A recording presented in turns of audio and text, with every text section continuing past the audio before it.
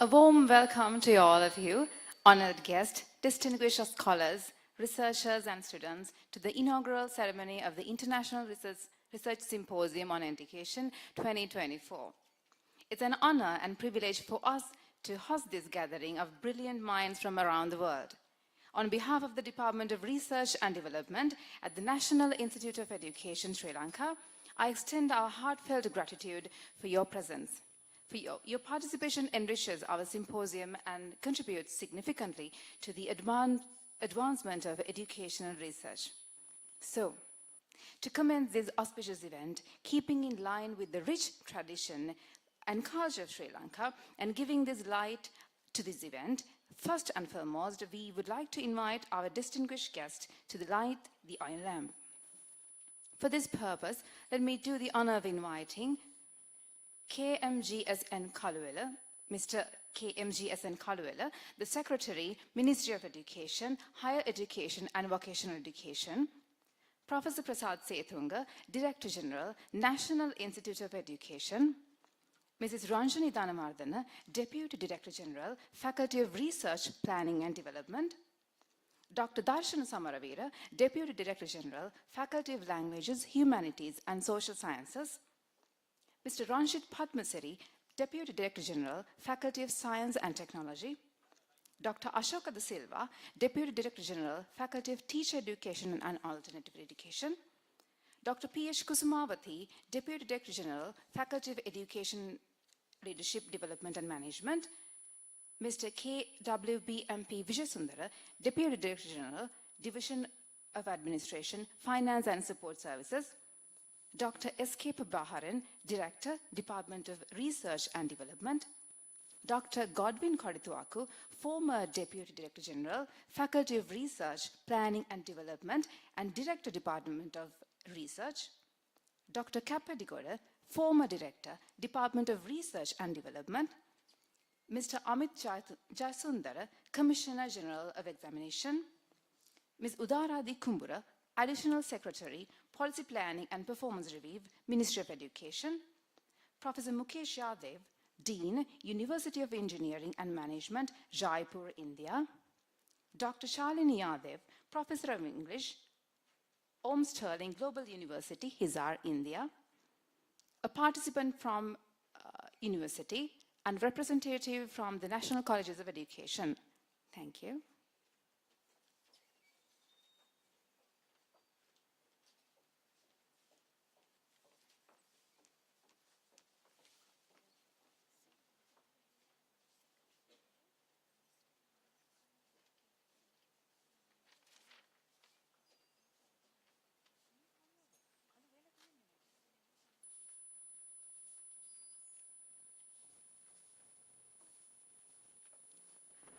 Apologies, there's a small mistake in the name, Mr. K.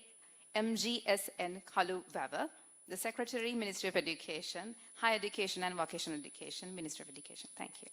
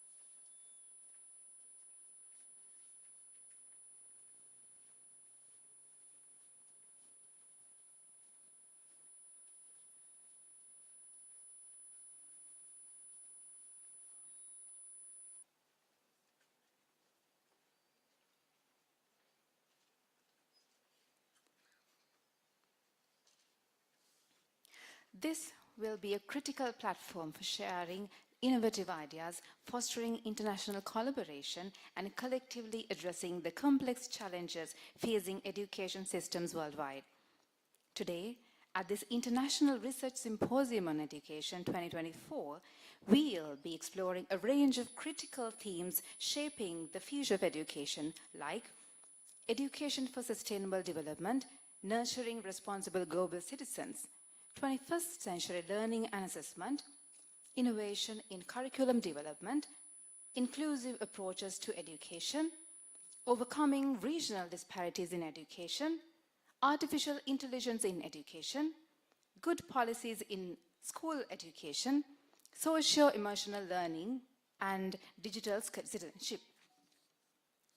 Signifying the inauguration of this event, it's my great pleasure to invite Dr. S.K. Prabhaharan, the Director, Department of Research and Development, National Institute of Education, to grace this occasion with a warm and inspiring welcome address.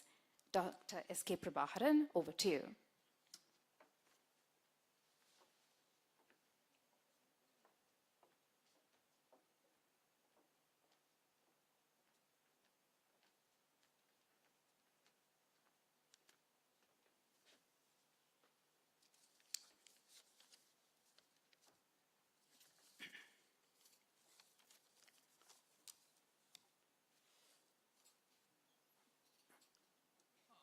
Ahibovan, Vanakkam, very good morning.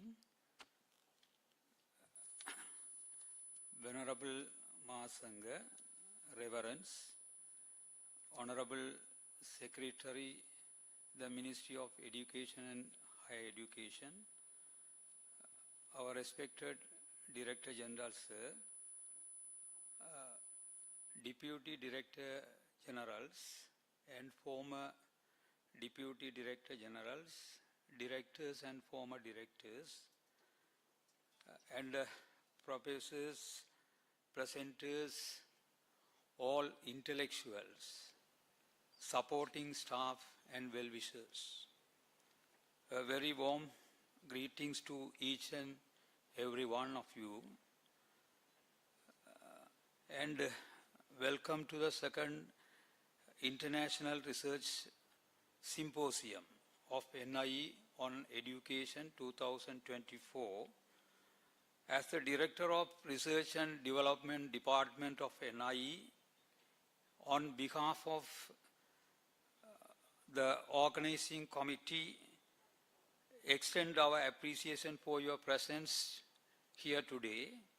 You are most welcome. Actually, what is we need? We need more empirical and impactful research. Actually, we need more research because research is a tool to extend our knowledge, to update our knowledge, to find new knowledge, and to find more proper and suitable solutions for the existing various problems in the real world. That's why we should encourage developed works, and we should develop a good research culture and research mindset. Therefore, we invited all academics in the field of education from all over the world to attend this International Research Symposium organized by the Department of Research and Development, NIE. Our theme of the second International Research Symposium is Education for Sustainable Development, Nurturing Responsible Global Citizens. These are the purpose of the International Symposium. Hence, today we are celebrating your achievements and your hard work in the education research field. The symposium serves as a crucial platform for discussing research findings and driving meaningful change within education. I warmly welcome the Honorable Secretary, the Ministry of Education and Higher Education. Thank you very much, sir, for your presence here today. And we appreciate your acceptation of our invitation. I would like to extend a warm welcome to our respected Director General, sir, today keynote speaker, Professor Prasad Sedunga. Sir, special thanks to you, because without you, we can't do anything. Anything is not possible. So thank you very much. I have to tell, and I take this time to tell the thanks. And also extend for heartily welcome to all the former Director Generals, Director General, Deputy Director Generals, directors and former directors, presenters, all intellectual, our presenters, supporting staff, and well-wishers. Thank you very much. We hope you all enjoy this event and that it turns out to be a great success and memorable one for all of us. Thank you very much for this opportunity. Again, thank you very much for you all for your presence here in the very good morning.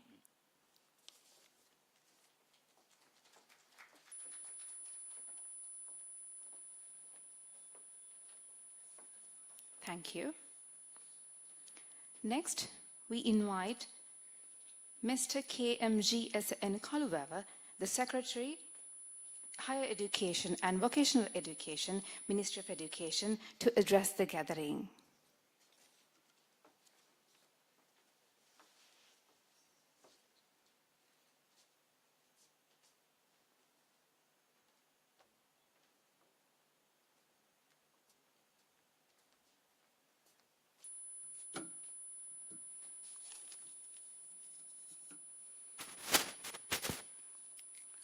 Very good morning to all of you.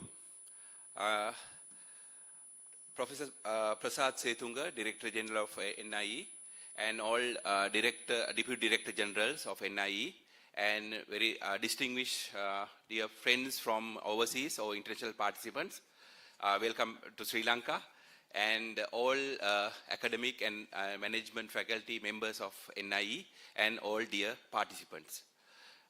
As a Secretary of Ministry of Education and Higher Education and Vocational Education, it's my privilege to be here at this morning for this very important function. Despite of my very busy schedule, I have decided to accept this invitation by considering the importance and relevance of this type of events. Being a doctoral student for last 3 years, I'm very much, I'm from the Colombian University, I'm following my doctoral studies now at the last phase, and I know the importance of having this much of academic activities. I felt it. That is why I decided to attend this inaugural symposium, to inaugurate it. For NIE, this is my first visit, and we are, myself and the Minister, Honorable Minister, Prime Minister, and the Minister of Education, we are planning to visit this institute officially on, I'm not very much sure about the date, but I think around 20th. So this is not the official visit of us, but I just decided to hop in to inaugurate this very important event. So from the academic point of view, having this type of symposiums are very much important. Why I am saying that, as very correctly explained in the welcome speech, most of the research or studies or academic knowledge which we use are from the global north. You know, there is a much difference between the contextual difference between the global north and the global south.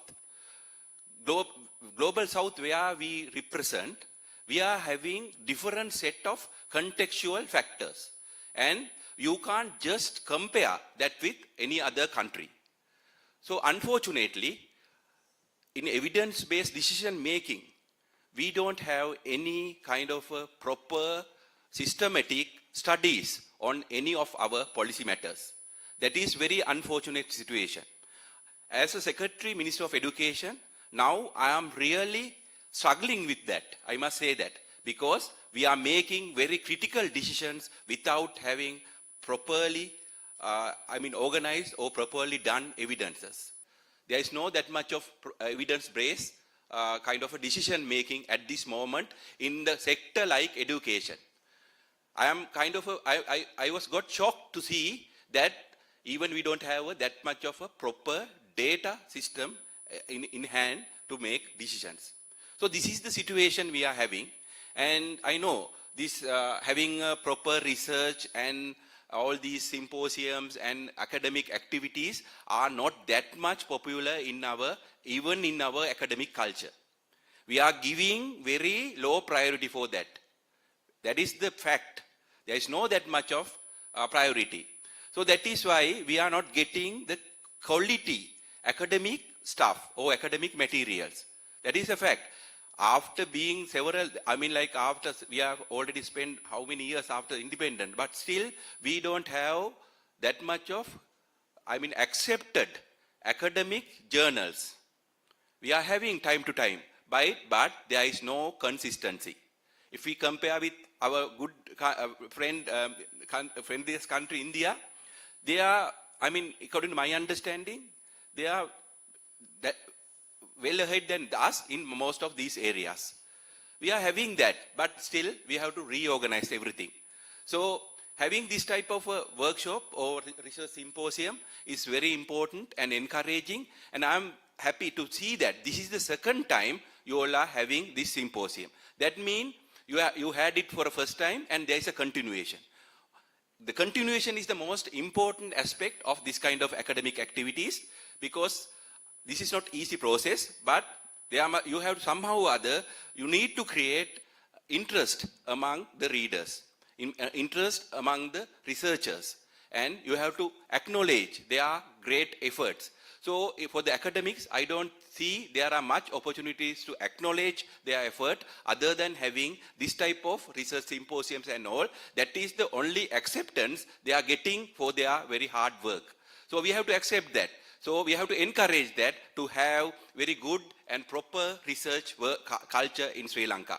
So especially in the education sector, this is the biggest sector in Sri Lanka which is having impact to every life in our society. You can't just ignore anyone. For each and everyone, from the student to any level, you are having an impact. So this is a huge sector. And if you consider the investment from the Sri Lankan government, what is the investment we are having? It's the billions of rupees. But what is the impact we are having? What is the, after spending this much of money, this much of allocation, what is the impact we are having? What has really happened to that? This provides a very good case studies. Where we are having a success stories, where we are having a failures. That is where you need to focus on, and that is where you need to have more and more empirical and practical or applied researchers, especially in the education sector. I have not gone through your kind of research papers or your inputs, but I am very much sure you have given very much interest or very much focus on these areas. Sri Lanka provides a very fertile ground for this kind of a research, according to my understanding, because contextually we are different from others, very much different. And if we provide the evidence, have a proper research, definitely there is a research gap all the time. For a PhDs and all other proper studies, Sri Lanka provides. Sri Lanka is a unique case. In one hand, we are having social development indicators which are very similar to developed countries. very similar to developed countries. That is very unique case in the world. And on the other hand, that means social development indicators in the sense like we are having very high literacy rate, high life expectancy, and etc. etc. But at the same time, sometimes we fail to from some other sides, and from the education sector it reflects. So this provide very good fertile ground to have more and more research which are empirically validated for most of the context for other countries also. So this is my kind of advice or request at this moment. Focus on more and more real problems. Our applied research, the pure academic research are also welcome. But at this moment, what we need to have real evaluation of our policies and from the academic point of view. But we don't see that. There is no dialogue at all, other than very isolated here and there some occasions. So this is the situation. We have to accept that. But we are from the point of Ministry of Education, we are planning to, or we are having very kind of intention to promote all these activities. So from whatever way we are promoting these activities, we consider NIE is one of the nerve center of whole system, and we have to accept that. And I am amazed to see the facilities. This is my first visit here, and I am amazed to see the facilities and all these arrangements. So I think I am very much sure we can do a good job. So that is our hope and expectation also. So without taking much of your time, I really congratulate and appreciate your effort to put forward here at the International Research Symposium on Education. I wish all the very best for all your academic activities, and I wish have a very good kind of a time, our international friends in Sri Lanka, and thank you very much for having me here.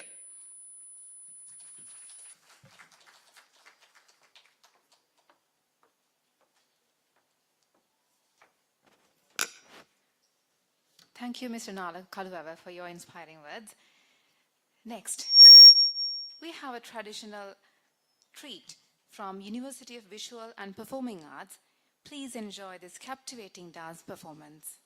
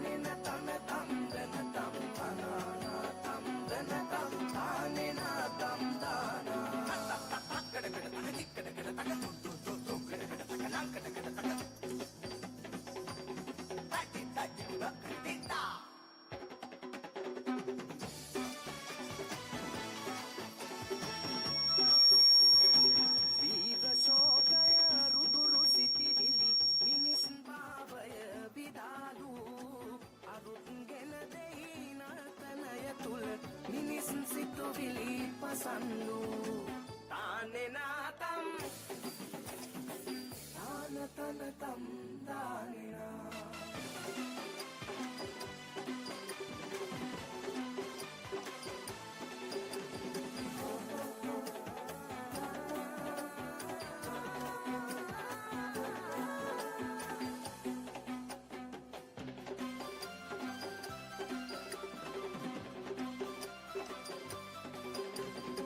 Kasirate sitana guru unda usi katuvagena seta masanda lavasilavana mugura araganda kasirate guru gurunukiyanda kati kati kati kati kula.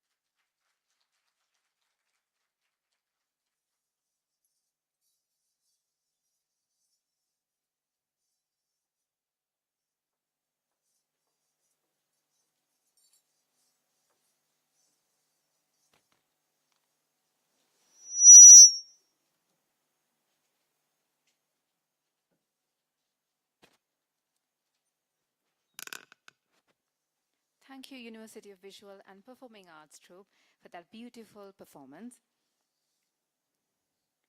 It's now my honor to invite Dr. Darshana Samaravira, Deputy Director General, Faculty of Languages, Humanities and Social Sciences, National Institute of Education, Sri Lanka, to do the honor of inviting the keynote speaker of International Research Symposium on Education 2024, Professor Prasad Sethunga.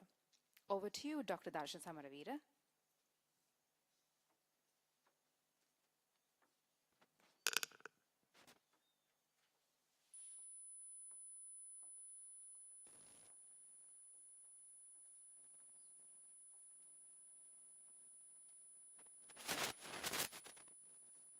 Good morning,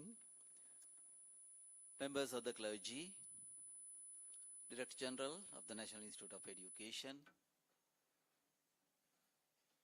Professor Mukesh Yadav, and all the other distinguished international guests, delegates from the Ministry of Education, universities and other academic institutes, and my colleagues from the National Institute of Education. Sorry, sir. Dr.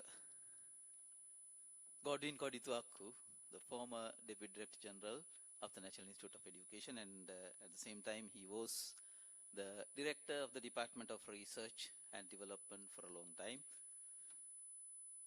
It's a great honor and a privilege to have been invited to introduce the keynote speaker of today's event. This is the second International Research Symposium organized by the Faculty of Research and Development, particularly the Department of Research and Development of the National Institute of Education.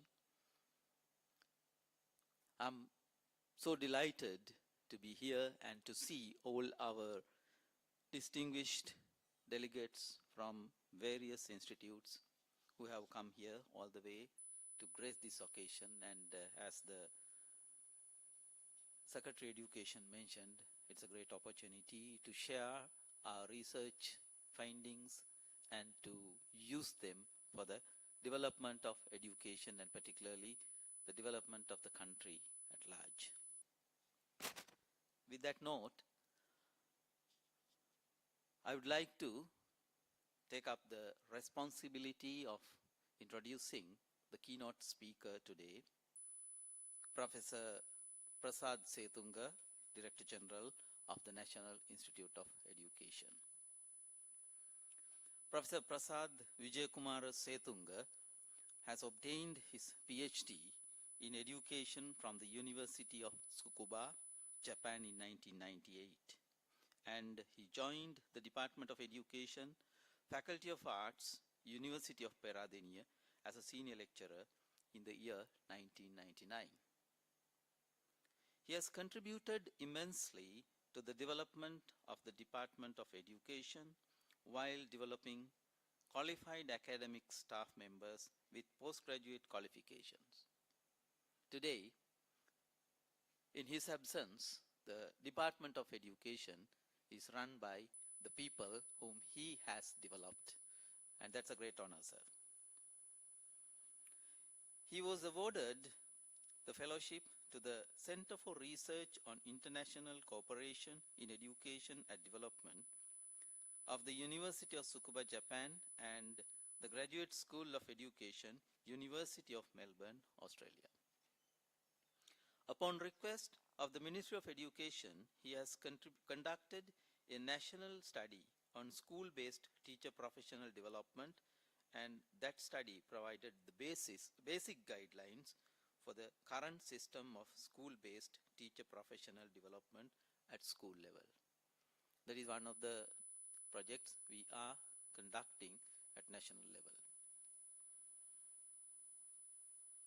In the year 2014, he took the leadership to complete the national study on teacher professional development in the 21st century, while recommending 12 recommendations which were directly applicable towards the development of teacher professional development in Sri Lanka. From the year 2019, he has been contributing as one of the leading consultants to the National Education Commission in order to complete the National Education Policy Framework, which was published in the year 2023. He has an extensive research record, especially in teacher education and inclusive education, published locally and internationally. He has produced a number of PhD and MPhil degrees to the field of education as the research supervisor. Currently, he is the chair of the Board of Studies on Philosophy, Psychology and Education at the Postgraduate Institute of Humanities and Social Sciences, University of Peradeniya. He served as the Director of Internal Quality Assurance Unit of the University of Peradeniya for a period of 3 years from 2017 to 2020. And he is a member of the Standing Committee on Quality Assurance of the University Grants Commission, which is popularly known among the academics as SCACA.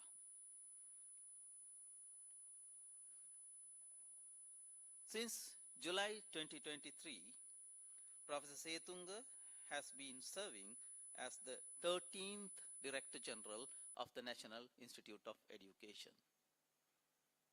My invitation is over to you, sir, to grace this occasion as the keynote speaker of the second research conference of the National Institute of Education. Thank you.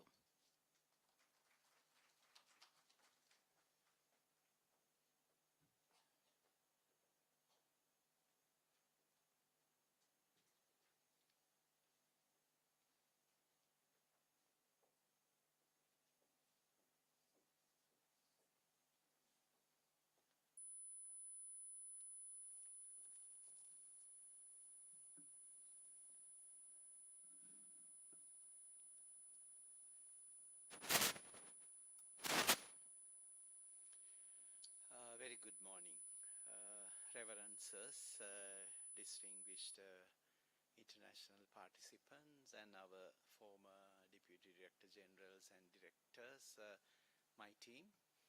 Congratulations, the Faculty of Planning and Research under Mrs. Dhanawardena to having this initiative.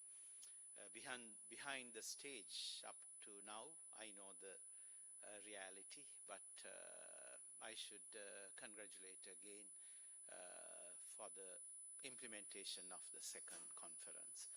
So I think my message is completely based on the document that you have in this publication. So let me elaborate the keynote based on these slides. The theme of the conference is educating for sustainable development, nurturing responsible global citizens. I think the secretary gave us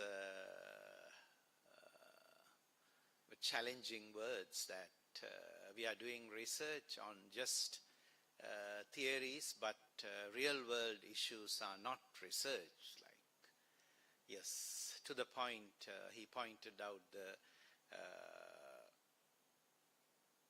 problems that we have to research in future. So that's why we are having this second conference, presenting your research studies and having feedback from the participants and the chairs. But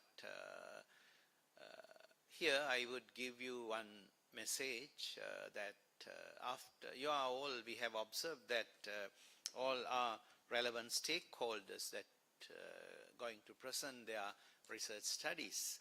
So please develop networking. I don't think we can have visible outcome after the presentation, but the networking and your dialogues with your colleagues and how you proceed based on this piece of research work. So Secretary wanted us to concern about the real world issues. I think the definition for the research is research. You need to research again. So people asking why already is there, the outcome is there, why you should research. But we all know that especially in terms of education field, changing in every minute. So we need to research the outcomes. So that's why we are continuing the research studies based on this very simple definition. According to the Albert Einstein, the important thing is not to stop questioning. Normally we think after the research studies, we have done PhDs there. So when we obtain the PhD from the University of Tsukuba, I can remember that I thought my journey is finished after 14 years of higher education in Japan. So I wanted to finish this journey with these 3 letters of PhD. My goodness, at the convocation, the Vice Chancellors pointed out, no, this is not any weapon for you. You have just started the research journey. My goodness. I thought I had more hair when I started my journey in Japan. So I lost all my hair after this PhD convocation. So I thought after having this message from the Vice Chancellor, I thought having hair is more fun because I was unmarried at that time. So I thought more hair is important that compared to the PhD that he mentioned that again, this is the start of the research journey. That's the message we got. So please continue this dialogue. You are very important. I have observed all the abstracts. You are very important people, including my team. Please continue this this discussion after getting the feedback from this conference. that's why he's saying that not to stop questioning. We all know that we are trying to fill the gaps, and this publication starting from the first presentation is the module-based learning approach recommended by the proposed new educational reform and development of generic skills in students. Really important. So, after having number of years to design the module-based curriculum transformation, you have to continually question the continuous approach to generate questions and try to answer those questions. So that's the bridging the knowledge, the gaps, and also the practice. Just I wanted to share this slide with photographs after my visit to Maldives just last week. I returned yesterday morning. Actually, my deputies, I was a little bit lazy to present this invitation, but the DDGs wanted to me there. Why not? You should go there and have this experience. So once I had this experience, my goodness, they got all education from Sri Lanka. They are very respected. All the time they are, even to the NIE all the time. We love NIE. We need to go back to NIE, and I was completed my studies at the NIE, and Sri Lankan teachers came decades ago to start our school. They dedicated entire life. They ended their life in Maldives after teaching. So they showed me the schools. Majidia School was the starting point with the Sri Lankan teachers. I had a chance to visit 3 schools. This is the journey a little bit scared for me, to having 2 hours motorboat to visit the islands, and I did one training session for the principals, 2-day training. The title was, I put the title New Trends on Leadership and Instructional Leadership as my main concern, my subject. Like, after observing the target group, my goodness, level is little bit high other than expected. So I had to change the methodology. I observed that not necessary to talk about the theories, but they are expecting real solutions for the issues, which not very familiar for me. So my point is, they have developed, unfortunately. I didn't say that please teach us, but still, as I wanted to invite to Sri Lanka, I promised that definitely we will have you very soon. But huge good practices, like starting from leading teachers system.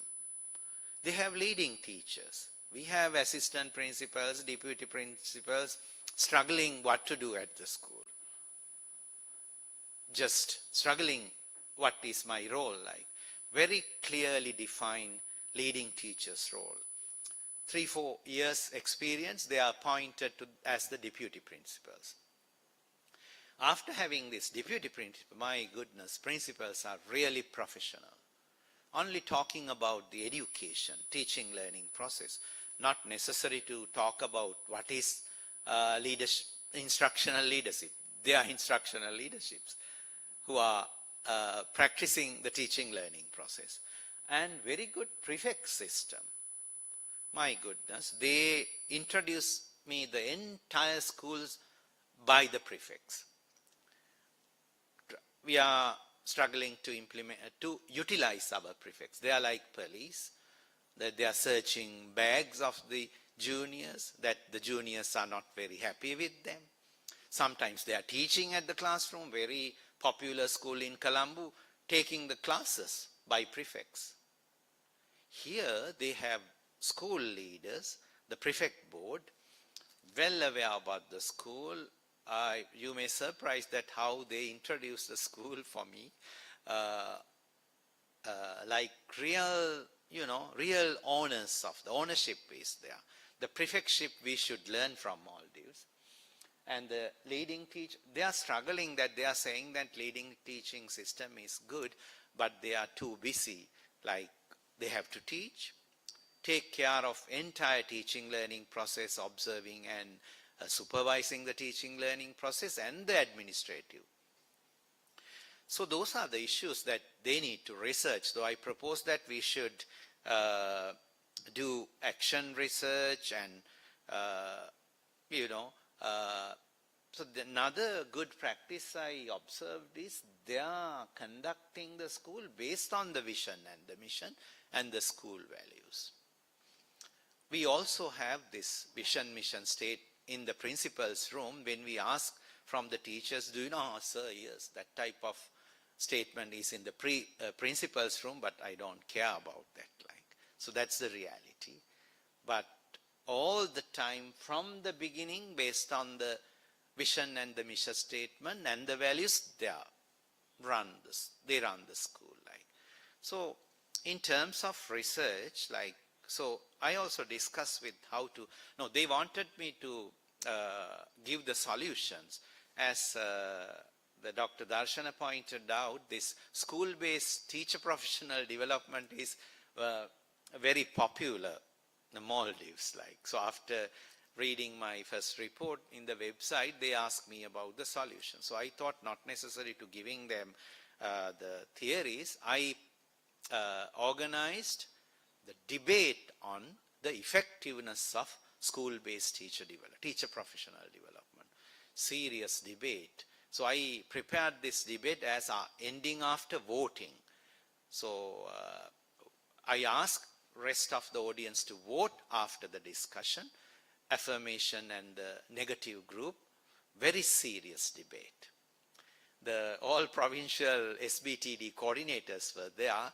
The negative team pointed out, even practicing this is not very effective.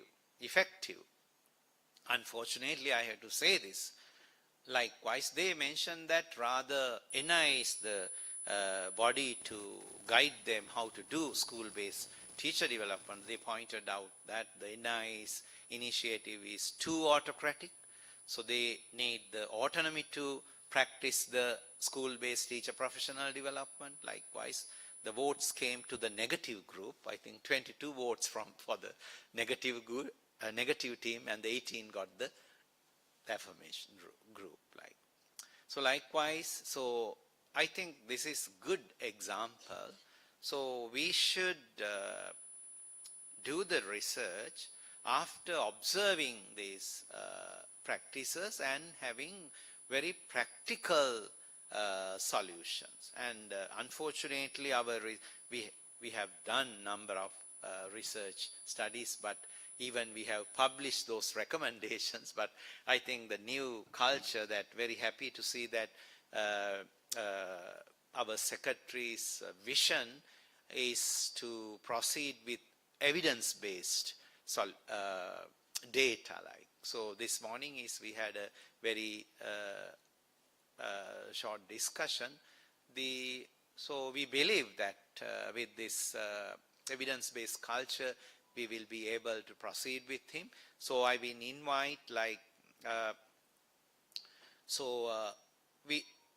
after getting this overall impression from the Maldives visit, we have to have confidence of our work. We are not very confident in a way. So why not? We did a good job to the Maldives and we have good practices. Having evidences to showcase and justify the practices, please continue your work with more confidence. So this is one message from you. Yes, I think now even in the Maldives schools, they display this SDG goals. Even our last year piloting, we did this in line with the SDG goals. Like 2023, we have very good goals. So when you do your work, do your research, try to link with the SDG goals. I think I have gone through the titles, like I think the curriculum development. There are few submissions, and the 21st century pedagogy also there.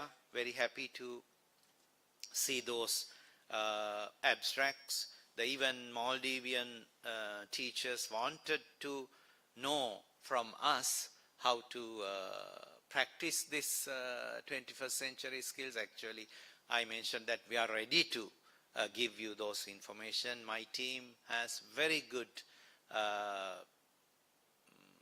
very strong foundational knowledge about how to practice 21st century skills. We designed the entire package how to practice 21st century skills. So expertise is there. I have invited 20 leading teachers will be here very soon, so we need to plan it.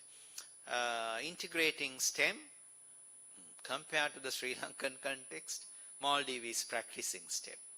They have not rooms, and they have the lucky point is they don't have population. Only one school per island. They can do a good job, but I criticize them. Some people are giving criticism. I stress them, you have conducive environment here. Why not? You should continue it. So likewise, they have very good conducive environment. Learning loss and inequities, I think, yes, this is also COVID period learning loss. We have to fill the gap, ensuring equitable access to resources. Shift from rote learning to holistic evaluation. Balancing high stakes exams with formative assessment. Even secretary wanted to, decades of time. We are only talking about reducing this high stake, the exams. Like, unfortunately, we were unable to implement this, I use the word the project-based evaluation under the modern assessment practices. We have to shift the school-based and the student-level assessments. Otherwise, we won't be able to implement our module-based new curriculum transformation. I think Professor Gomind also just arrived. We talk about this formative assessment even at the university system. Just talking. So this is the high time. Unless we had a very warning message from our international team. NIE is ready to transform the curriculum, but still assessment system are not aligned with the NIE's proposal. The Department of Examinations has prepared a lot of computerized system to get the information from the school-based assessment. So unless we are prepared to assess children, the practice student level assessment, we won't be able to proceed with our new package. So I would like to invite, please continue your dialogue, especially on reducing high stakes exams with formative assessments. Yes, action research is also, I think, the Dr. Godwin Kodituang, who is collaborating with us to implement these action research studies. We should continue this. Even Maldivian entire system wanted us to train them on action research. So I think we have the confidence with his great contribution. There are Sinhalese documents in the website.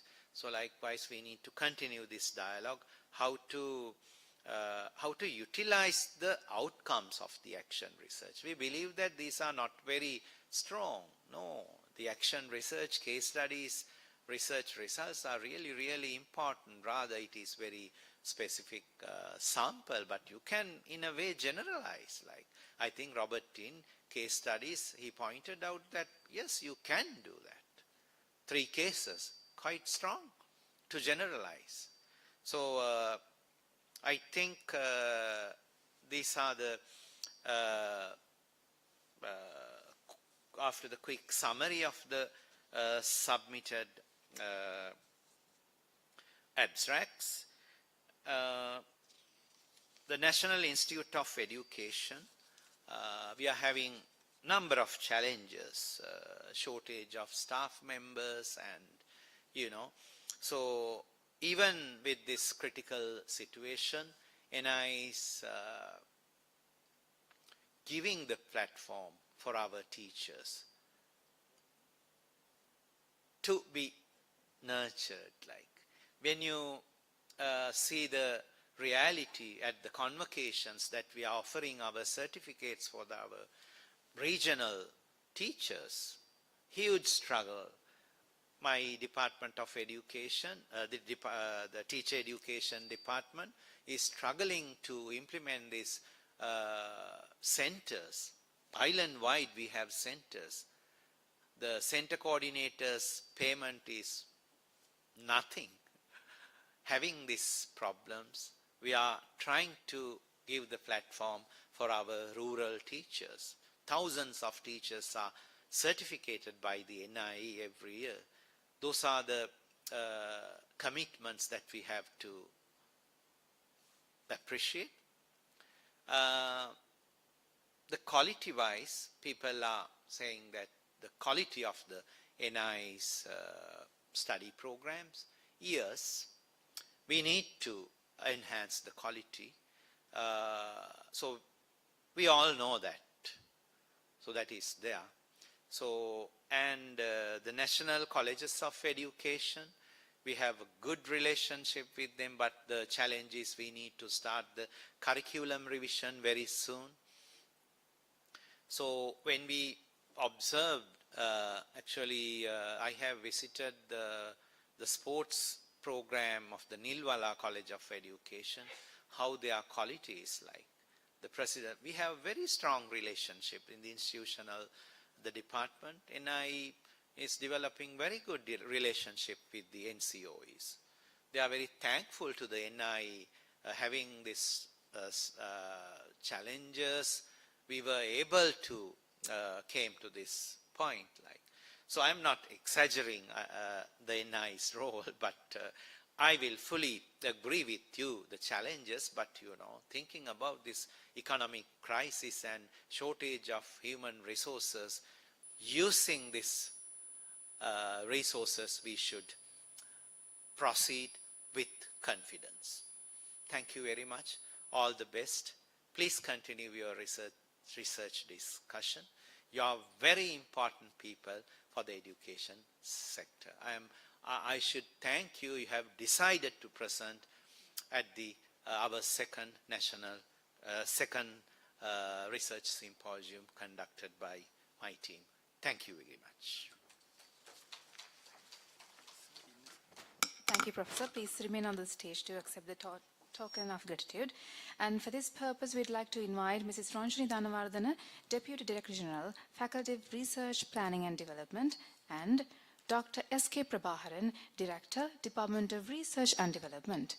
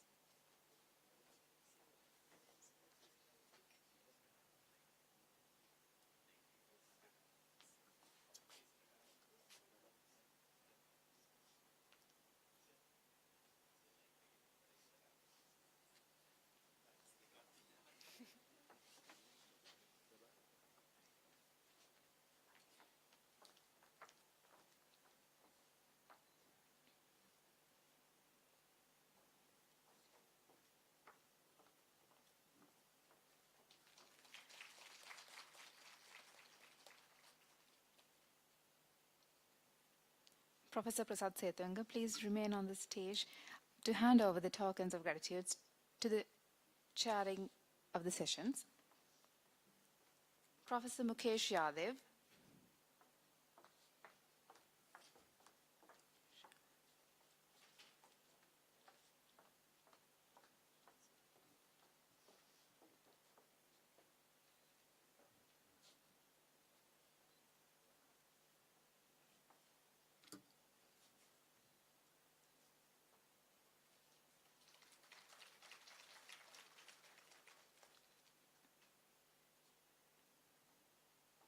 Dr. Godwin Kodituaku,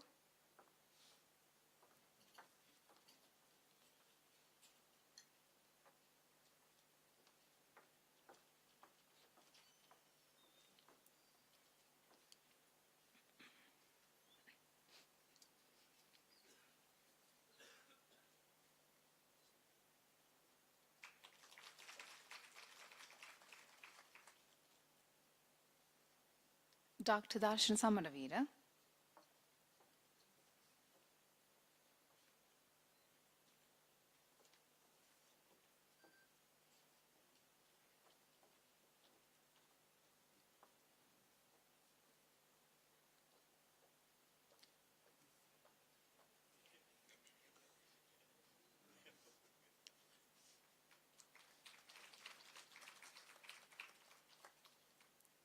Dr. Dayananda Kapetigoda,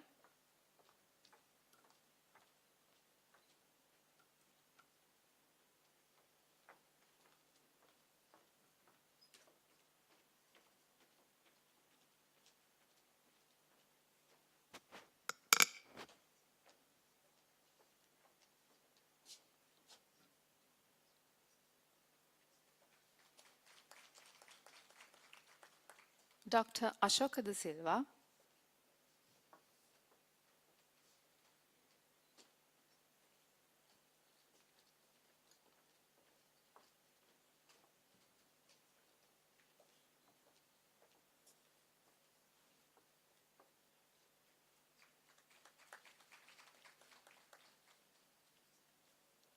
Dr. S.K. Prabhaharan,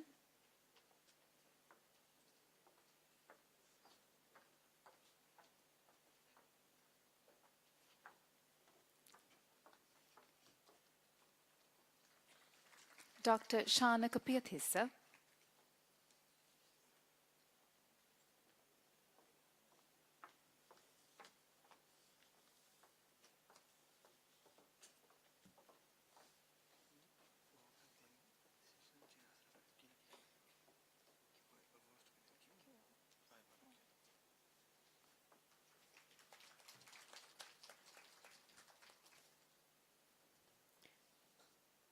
thank you. Those awards were given to the session chairs. So, to conclude this enriching symposium, we invite Mr. H.A.S. Nidesh, Assistant Lecturer, Department of Research and Development, National Institute of Education, Sri Lanka, to deliver the vote of thanks.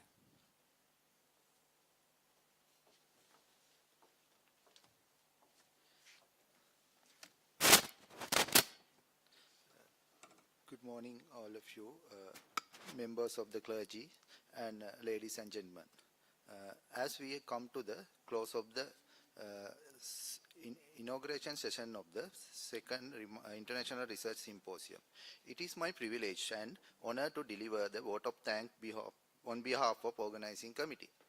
First and foremost, I would like to extend our heartfelt gratitude to Honorable Secretary of the Ministry of Education, Mr. KMGSN Kaluwewa, for gracing this occasion and for their invaluable support. Dear Sir, your presence today underscores the importance of the symposium in advancing education and research. Our sincere thanks goes to the Professor Prasad Setunga, Director General of the National Institute of Education, for your inspiring keynote speech, which set the tone for this event. Your insights have been truly enlightening and thought-provoking. Next, I would also like to express our deep appreciation to the Deputy Director General of the Faculty of Research, Planning and Development, Mrs. Ranjani Dhanawardena, and all other Deputy Director Generals of the National Institute of Education for their unwavering encouragement and contributions. A special note of thanks goes to Dr. Darshana Samaravira, Deputy Director General, Faculty of Languages, Social Sciences and Humanities, for introducing our esteemed keynote speaker and chairing the session with such poise and expertise. We extend our heartfelt thanks to the Department of Printing and Publication for printing proceedings, contacting the symposium article, the IT service unit, the transport unit, the Department of Electronic Disseminations, and the media unit for their seamless support. Your contributions have been invaluable.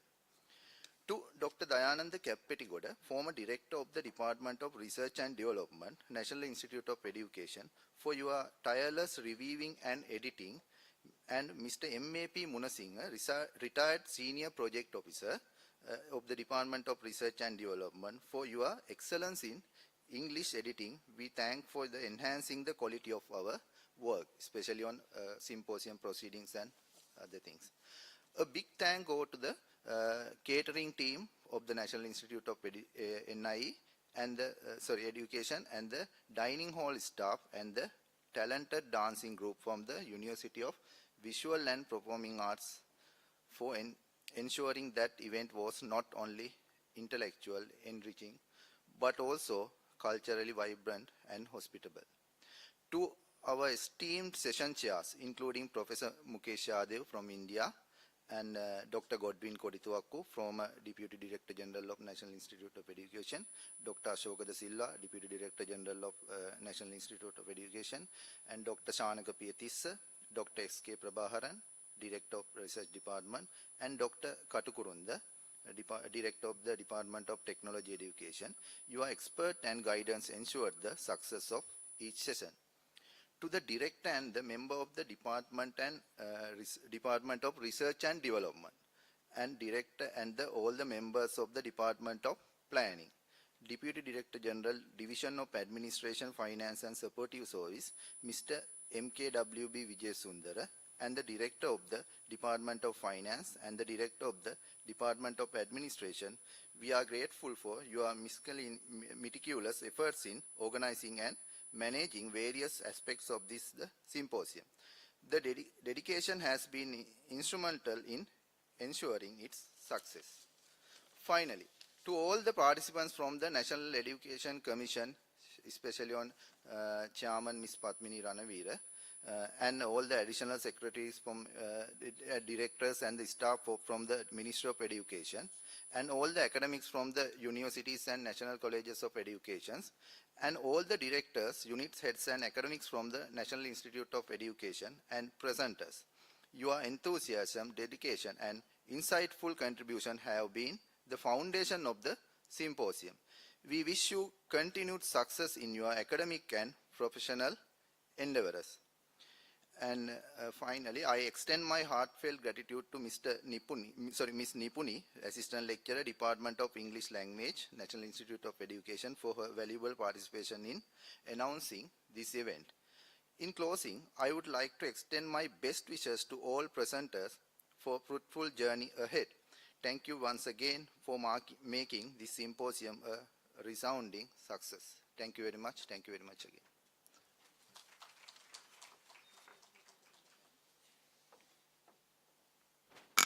Ladies and gentlemen, we have now reached the point in our schedule for the morning tea break.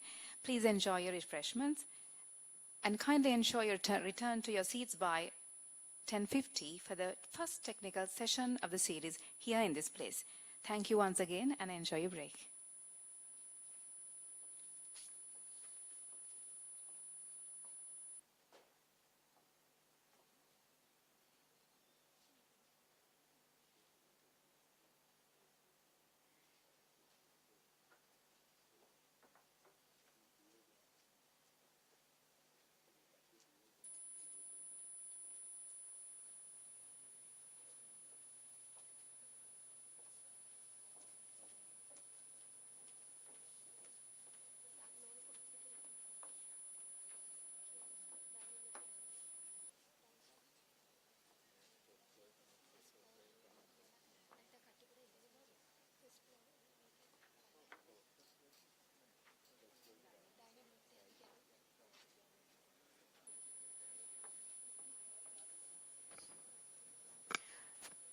The refreshments will be given to you at the dining hall.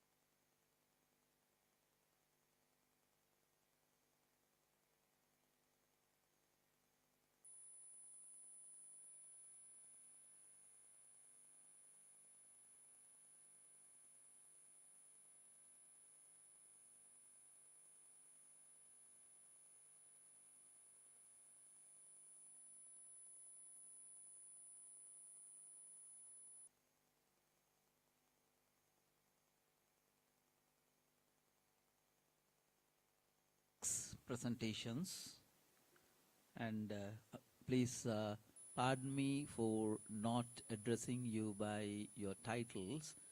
We have the first presentation is going to be by that is Dr. Ashoka Da Silva and his co-presenters, and then we have Ms. Zarina D. Hussain, and we have Professor Mukesh Yadav, and then we have Veera Singha SR, I'm extremely sorry, and Javira, and then Vetta Singha.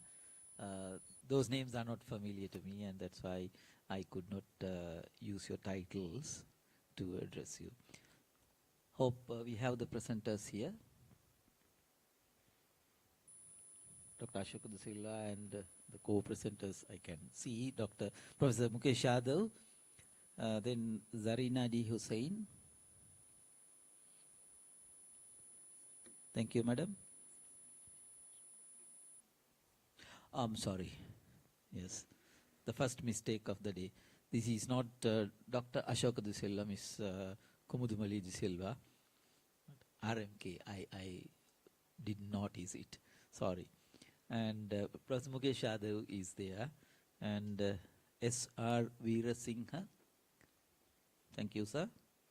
Then SADCH Jayavira.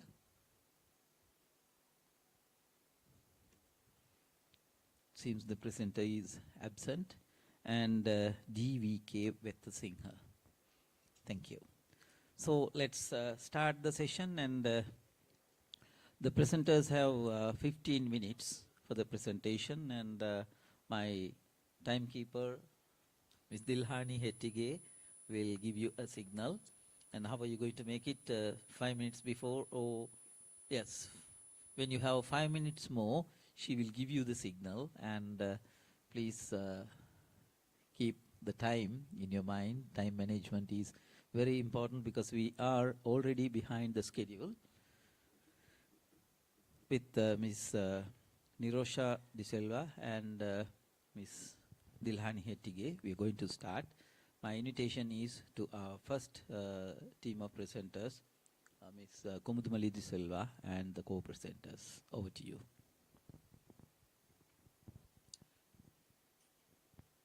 The question and answer session, how do you like it? I'm going to be democratic, sir. Is it after each session, or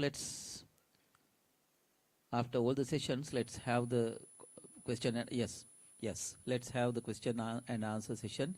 Please keep your questions ready, right, to the particular presenters. You can name the presenter and ask your question to them. Thank you. Thank you very much.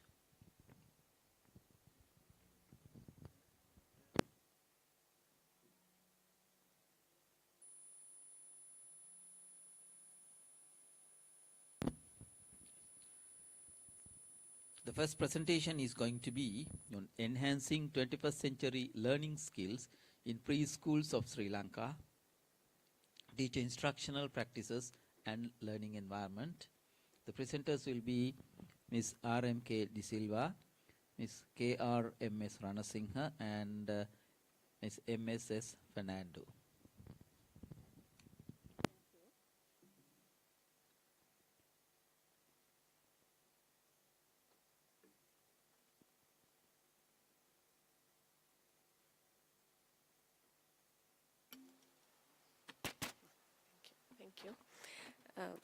Thank you, sir. Good morning to you all. First of all, I would like to ask permission from everyone who are participating in this research symposium to present our research. This was conducted by myself and other two colleagues from my department, Sakuntala and Suini.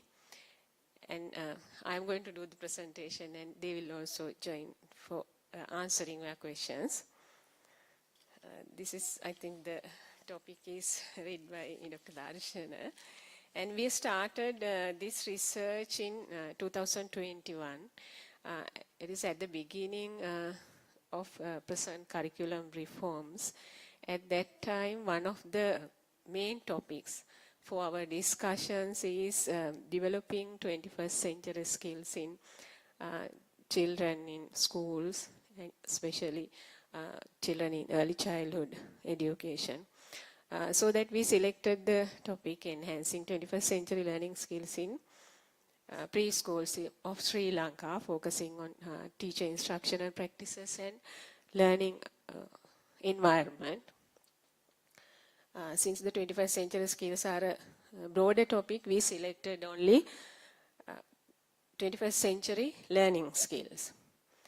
Our main objective, our general objective is to enhance the 21st century learning skills in preschools in Sri Lanka, which investigates teacher instructional practices and learning environment. We have identified two specific objectives: to identify 21st century learning skills that should be developed in preschools, and to identify the present situation in teacher instructional practices and learning environment in Sri Lankan preschools, to promote the communication, collaboration, creativity and critical thinking skills in preschool children.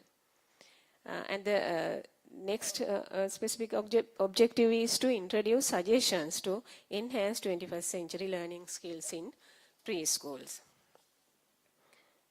With that, we have identified these three research questions. You can see it. I am not going to tell that again. Here, and then our research design is a mixed method with combined quantitative data from survey questionnaires and qualitative insights from interviews and classroom observations. Our population of our research is the preschool teachers in Sri Lanka. And by using stratified random sampling, we selected 130 preschool teachers from Colombo district. There are 13 divisional secretariats in Colombo district. From each divisional secretariat, we selected 10 teachers for our research. And for the data collection and instrument development, survey questionnaire to gather data on teacher instructional practices and the learning environment, and semi-structured interviews were conducted with a subset of preschool teachers who completed the survey questionnaire. The total is about 15 preschool teachers.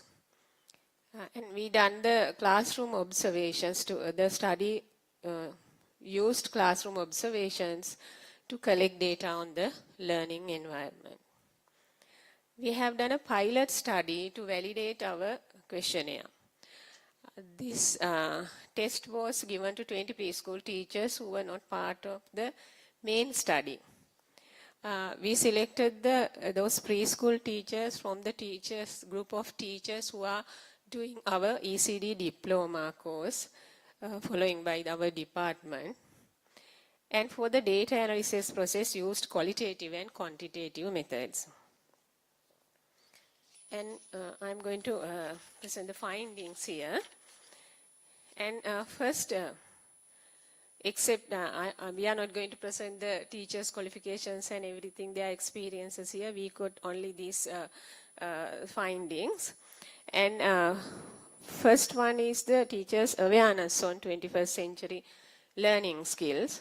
Here we have divided it into, we have identified separately for those 4 C's skills: critical thinking, collaboration, creativity and communication. Here 80% of the teachers know about the creativity. And compared to other skills, they had the least awareness of critical thinking. And other things are, most of the teachers, they do the activities, but they know exact words and meanings. When we explain them, they know what is that, but they don't know about those names. And the next finding is, then we separately got the data for how teachers support the development of each skill, each learning skills, and what are the activities they are doing to develop those skills in preschools. So that we have collected data under some activities. I think it's not very clear here. I will read it. The activities that they do to support, to develop, first one is the communication skills here. They do friendly discussions with the children about the daily activities, and then support the children when they express their ideas. That means encourage the children to express their ideas and provide opportunities to interact with other children. Then present activities suitable for attentive listening, and then give children the opportunity to exchange short, simple messages. Then have children finish their expressions both verbally and non-verbally. They let the children to engage in various games for language development, and support children's language development using songs and poems. Then tell stories to children through the using pictures. Then other one is the communicating for the diversity and special needs of each child. And you can see that here we, for this skill, we analyzed data and we collected data under the 3 rating scale, like conducting those activities in the classroom daily, rarely, or never. And you can see that the blue one is the daily, and there's no any one commented on never. And this survey findings reveal that majority of teachers, ranging from 38% to 98%, engage in various activities on a daily basis to support the development of communication skills in preschool children. The activities that I told you. And the next skill is that we collected data. The development of creativity in preschool children. According to the gathered data for the development of creativity in preschool children, the majority of teachers, ranging from nearly 72% to 98%, engage in various activities on a daily basis to nurture the encourage creativity among the children. For that, teachers gives these kind of activities, like giving the opportunity to speak using imagination, and encourage children to ask curious questions. Always give children opportunities to talk about the new idea. Provide free opportunities for creative presentations. Provide opportunities for children's imaginative play, acting, and singing. And create opportunities to build using different materials. Allow other approaches to be used when the first experiment in design fails. To give children the opportunity to present various presentations by associating experiences, and allow the children to express their opinions about the pictures they have drawn. And design the preschool with a suitable environment for play and activities. And the other one is the one in the left is the development of collaboration in preschool children. And here, according to our survey, the majority of teachers ranging from 60% to 99% engage in various activities daily to foster collaboration among the children. For that, teachers give children the opportunities to work, giving opportunities to work cooperatively in a peer group, and give opportunities to share what one has with others as possible. Create and present various games that children can play in small groups, directing the children to keep the preschool environment clean and tidy with everyone's support. Guide children to cooperate by recognizing the feelings of others, and teach poems, songs, and stories about unity, and provide a great opportunity to use materials with peers in a collaborative manner, and implement special activities and programs for the development of social skills like playhouse, sports, events, like that.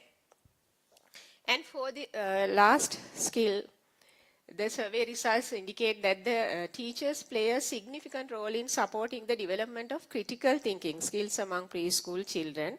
Here also we got the majority of teachers engaged in various activities, like 65% to 98% teachers. For that, their daily activities included provide opportunities for activities to play with puzzles, giving pieces to create puzzles, and giving the opportunity to ask questions to understand something, answer children's questions with an open mind, getting children to propose and find solutions to simple problems, presenting stories that experience cause and effect. Excuse me. Ms. Kumudumali, please conclude your presentation. The given time is... Sorry. Okay, then I'll go to our recommendations and suggestions. This is the teacher instructional practices also we did with our observations, and we got some for this in here we got a rating scale of 5, and for that also for everything that we saw is they are in average, because most of the teachers do activities to develop 21st century learning skills in preschools. And about the learning environment here, the same. And this is our conclusions. I will just quickly explain it. And for the conclusions, awareness, the majority of the teachers are aware of the 21st century learning skills, and then they play a significant role in teachers' awareness of 21st century skills, and they use the internet, because we collected some data that how they have learned about the 21st century skills. Then most of them have told that they have learned it through some their diploma courses and some trainings and the internet also. And the research reveals that preschool teachers are actively engaged in supporting the development of those skills in preschool children. And our suggestions is, however, those skills, teachers are aware of those skills. We have seen during our observations, they have to be trained to do activities and to enhance the effective use of technology and use of assessment for personalized instructions to identify the development of each child, and encourage peer collaboration and group works, and diversify learning materials and resources which can be found their close environment, and foster cultural diversity and inclusivity, and provide opportunities for outdoor learning and explorations, especially to develop children's critical thinking and imagination skills. Then thank you very much for everyone listening to our my presentation, and you can ask questions. My other two colleagues will also answer them. Thank you again. Okay, let's wait till all the presenters finish their presentations, and then let's ask questions. Okay, And please keep your questions ready. I'm sorry, session chair's job is very, very difficult, controlling everything, but what to do? So let me invite, and one suggestion, let's focus more on your research methodology and your research findings, and how you conclude your research with your findings and with your recommendations, because that is the most important thing in research symposium. So data analysis, of course, you can rush through it, but let's elaborate on methodology and the final outcome of the research, right? Okay, so let me invite our next presenter, Ms. Zarina D. Hussain. She's going to tell us about developing the grade 6 science smartphone application to support the low English proficiency students in the first year of bilingual education in Sri Lanka. Over to you.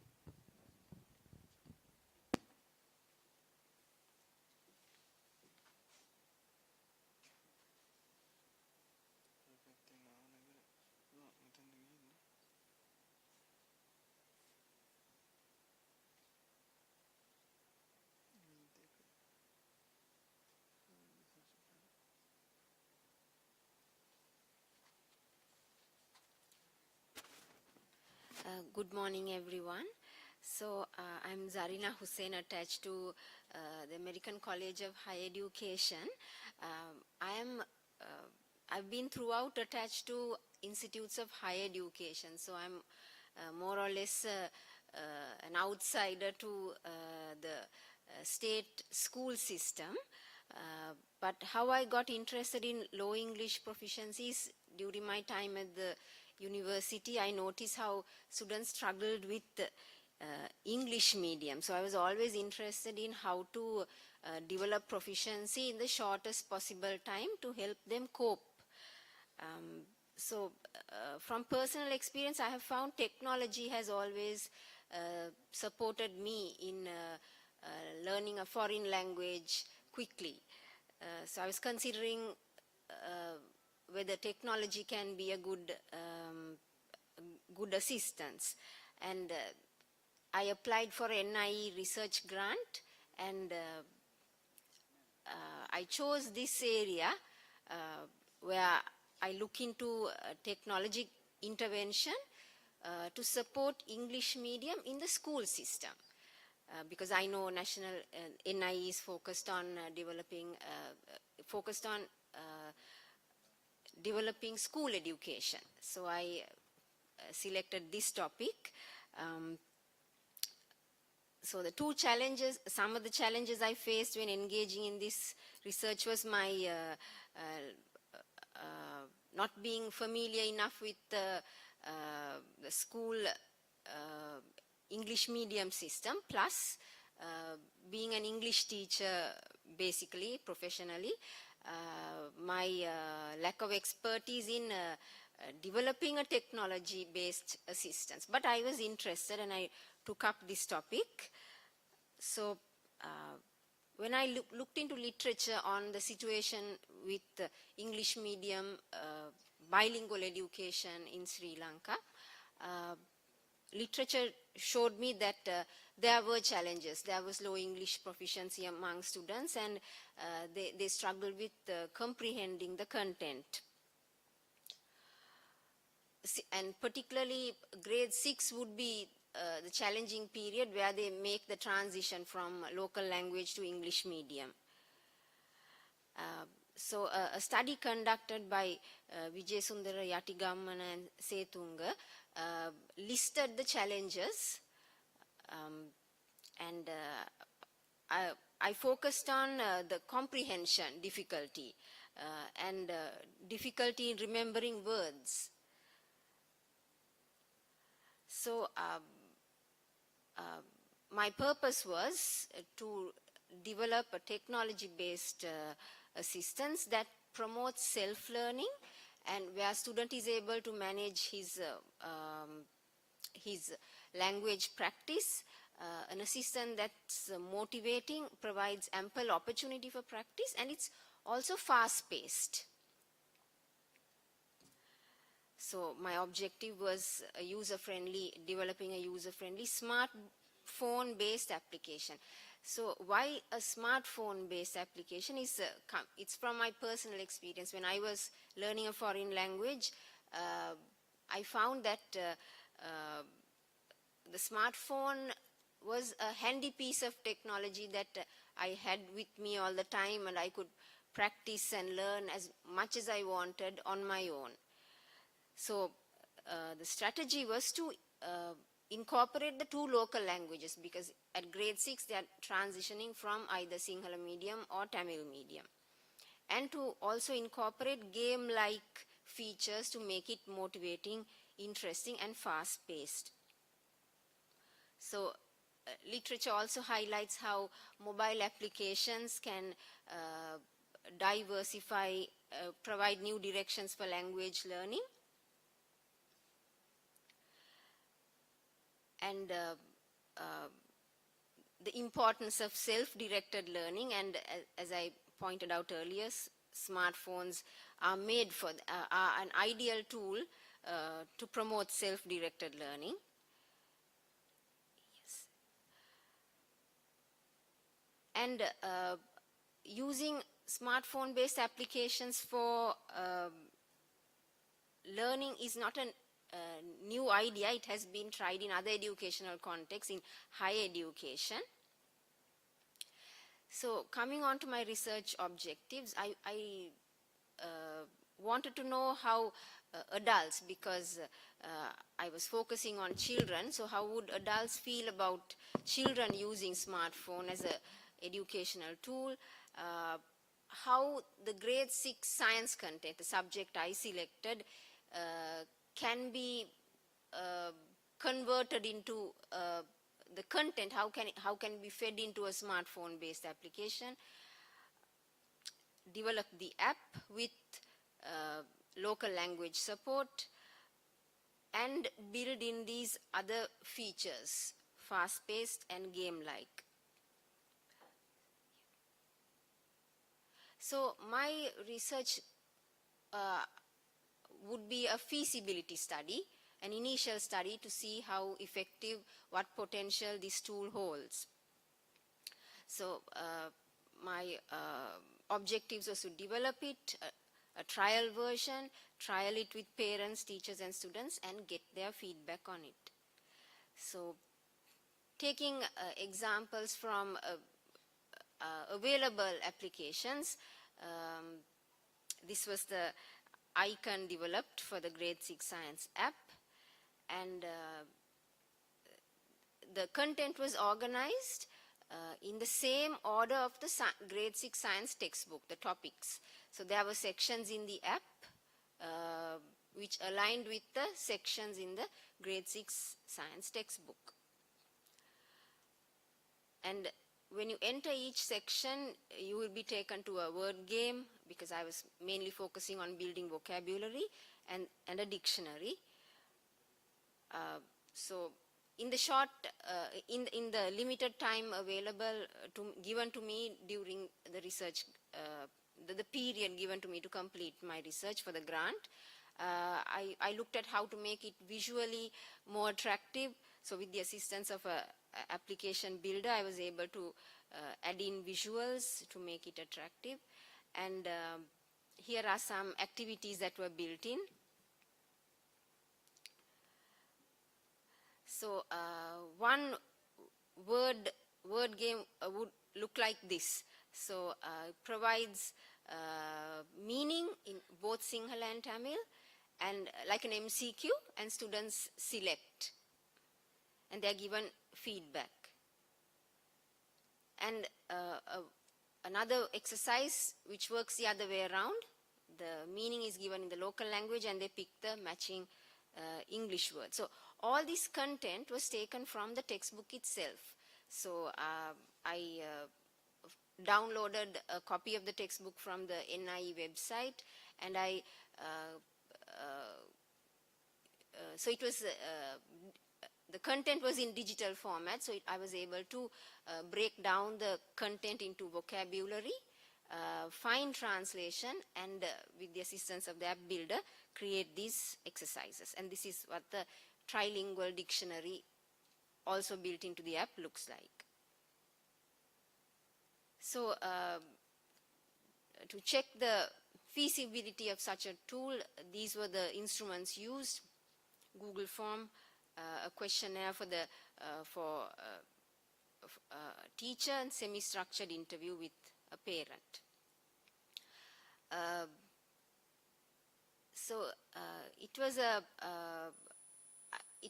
I did not have a large body of a group of subjects to collect data from, so I had to limit myself to one teacher and one parent, and I could not actually trial it with students. I couldn't get that far with permissions that had to be taken. So the general view of adults about children using smartphones was that it has to be monitored. It has potential, but it has to be monitored. The parent of a grade 6 science student also said that this application has potential. Yes, both the parent and the teacher felt the same way. the teacher in particular made suggestions for making the application a little bit more engaging because it was at a very basic form. So suggestions for future research and development of such tools is that, as mentioned by the teacher, to include more interactive features like scoreboards and make it more appealing to that age group. So since I had to limit myself to one teacher and one parent, probably if I were to better understand the bilingual education structure system, I could have got in touch with more parents, more teachers, and by organizing physical seminars and training programs, perhaps I could have raised more awareness before testing and trialing this application, and that would have obviously given me more better results. And I understand that to improve an application, one trial is not enough. It has to be cyclic based on feedback. And also in literature, I came across some concerns with the negative effects of children using smartphone applications. There was even mention of radiation from smartphones leading to cancer, and that constantly being on smartphones could disrupt a student's concentration. So taking into consideration these real concerns, there is room for more research and proceeding with such tools, developing such tools. So with that, I end my presentation. Thank you. Thank you. Thank you very much, Ms. Hussain. That's Ms. Zarina Hussain from the American College of Higher Education, Sri Lanka. Please keep your questions ready for Ms. Hussain. Now I'm going to invite one of our international presenters, Professor Mukesh Yadav from the University of Engineering and Management, Jaipur, India. He's going to talk about the intersection of technological advancements and paradigm shifts in education for sustainable development. Over to you, Professor Mukesh.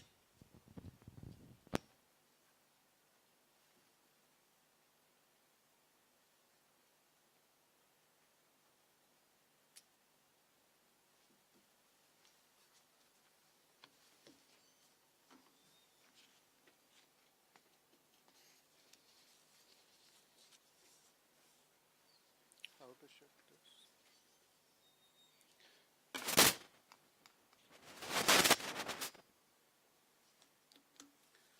So,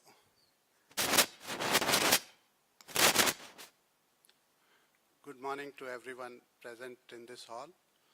First of all, I am thankful to National Institute of Education for giving me this opportunity to present my paper in this prestigious second International Research Symposium. And I would also like to congratulate the organizers to come up with such an important theme, that is sustainable development, which is taking, in fact, not only India, but the entire planet at storm.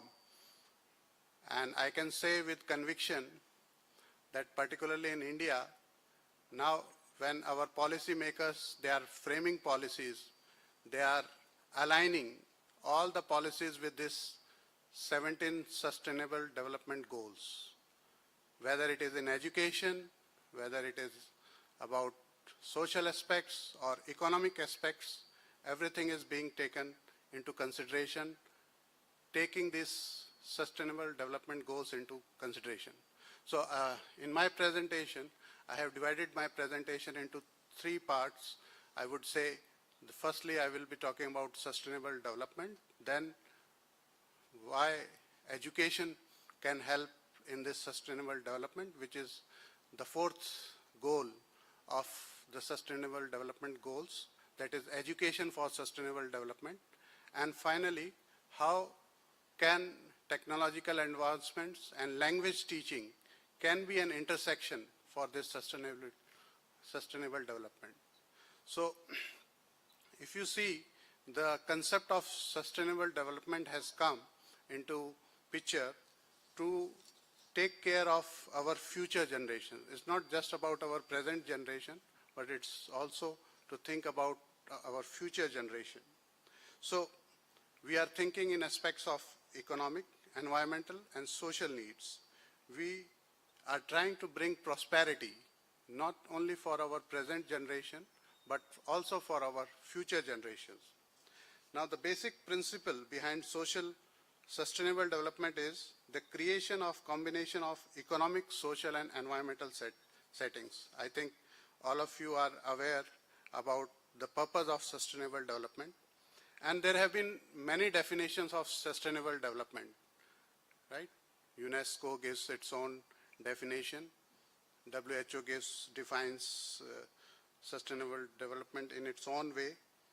But the most accepted definition so far was given in Brundtland report, which says that development means to meet the needs of the present without compromising the ability of future generations to meet their own needs. So we have to preserve things for our future generations. Otherwise, if we keep on over-consuming, if we keep on extracting natural resources, so our future generations will fight for these resources. So keeping these aspects in mind, this definition is the most acceptable definition as of now. And we can divide these sustainable development goals into 5 P's. And what are these 5 P's? One is people. We are determined to end poverty and hunger amongst the people. So there should be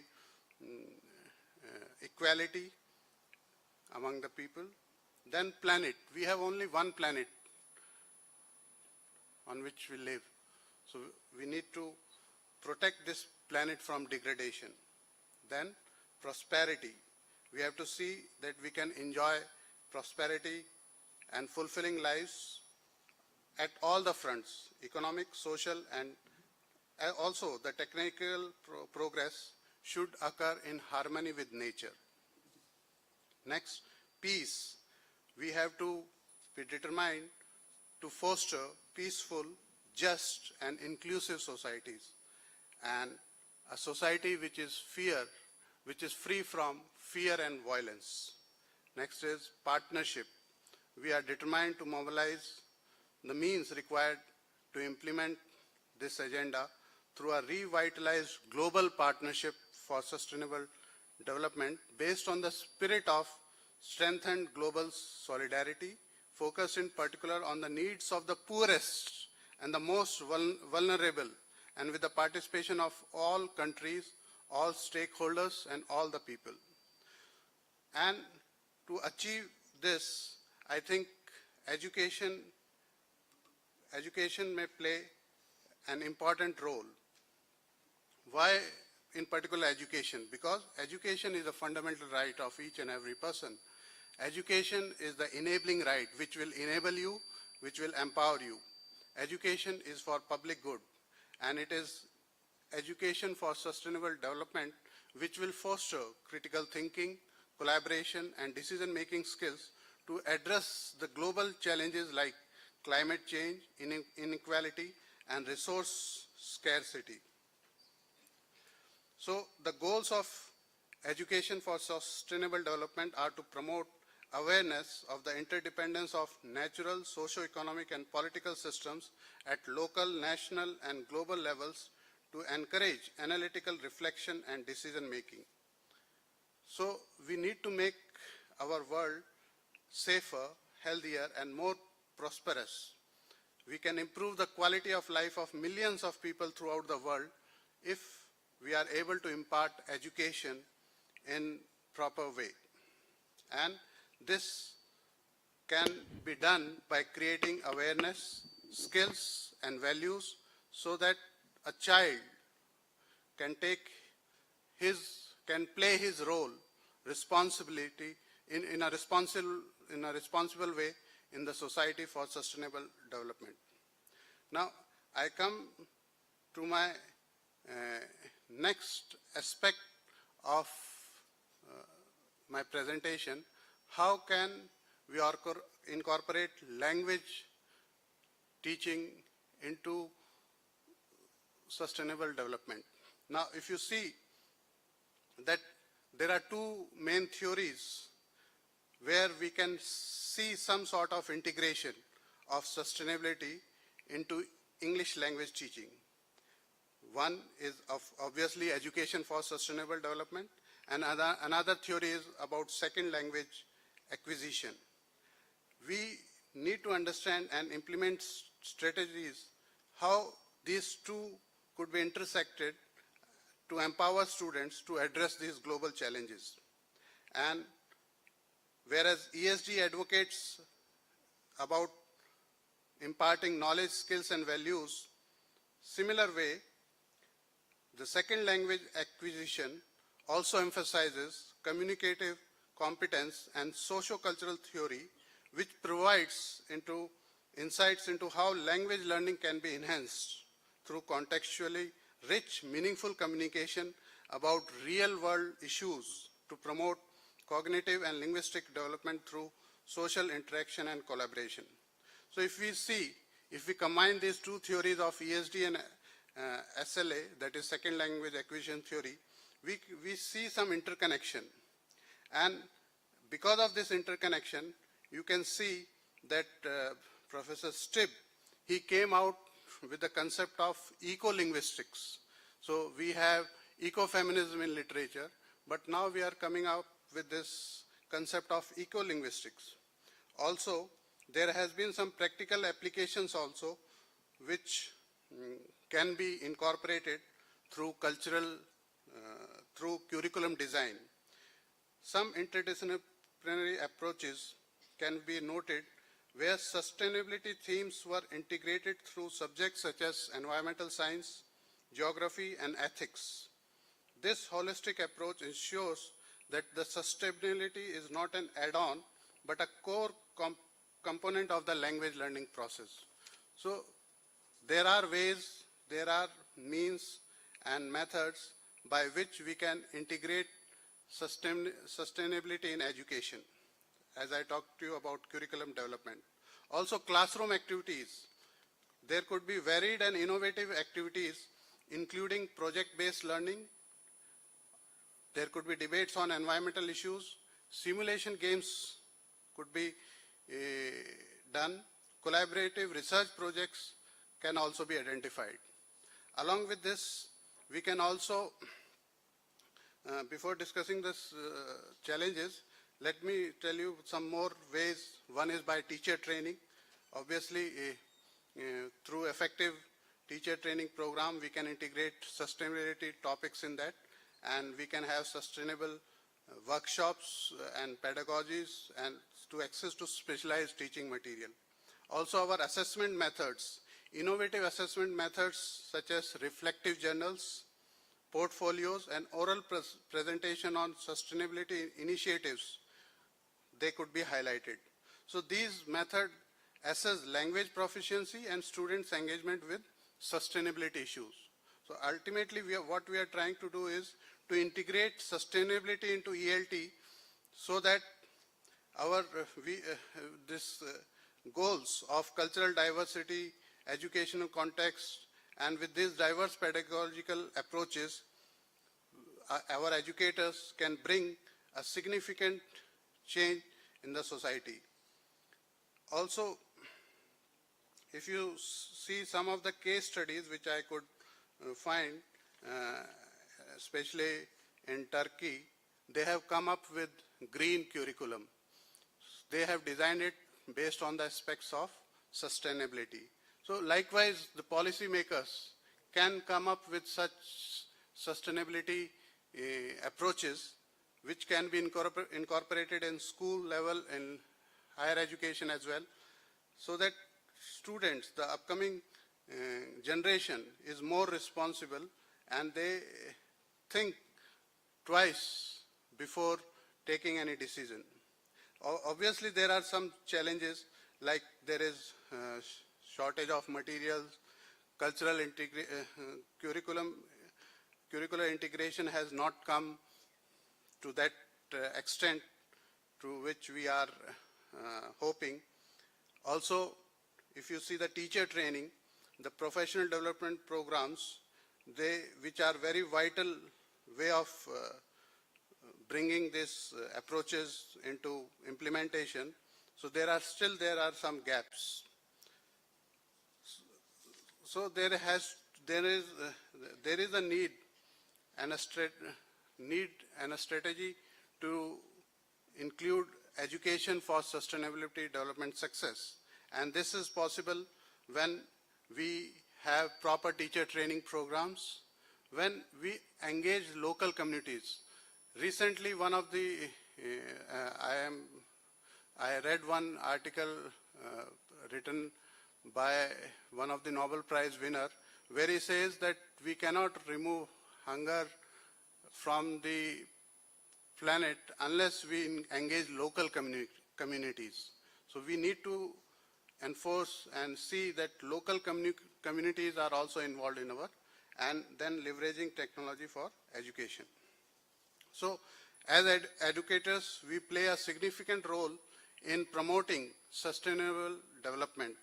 So it could be done through experiential learning, by promoting green initiatives in schools, building partnerships, because ultimately, with the help of technology, we need to enhance access to sustainability education, reduce resource use, and foster global collaboration for shared learning.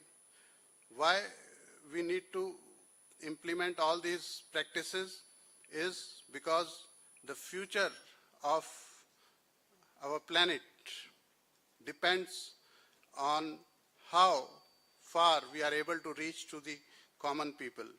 Because the way the things are changing, if we are not aware of sustainability goals, then our coming generation will suffer. So there is a need to call to action, as in the morning our esteemed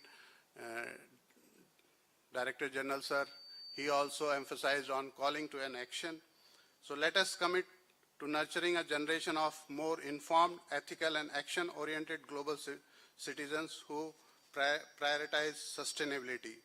Because what is happening nowadays, whenever there is any call to action, we always see that the whole is on the other end. We, instead of focusing on our own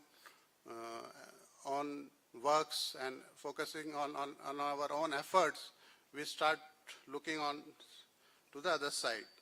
So why we need to do all these things? Because at the end of the day, all of us need food, clean water, and air to breathe. And this could be done only if we exercise these sustainability development goals, and we can integrate sustainability into English language teaching, so that we prepare students who are more informed, responsible, and proactive global citizens. And I think this is also the theme of this research. So with this, I conclude my presentation. Thank you everyone for your patience listening. Thank you. Thank you. Thank you very much, Professor Yadav. That is Professor Mukesh Yadav from University of Engineering and Management, Jaipur, India. And it's high time for us to think whether the hall is on the other side or this side. Thank you. Our next presenter is going to be, it's Veerasinghe SR, Vivekananda, and Herat HMCJ. Educational implications of smartphone usage patterns among Sri Lankan advanced level students.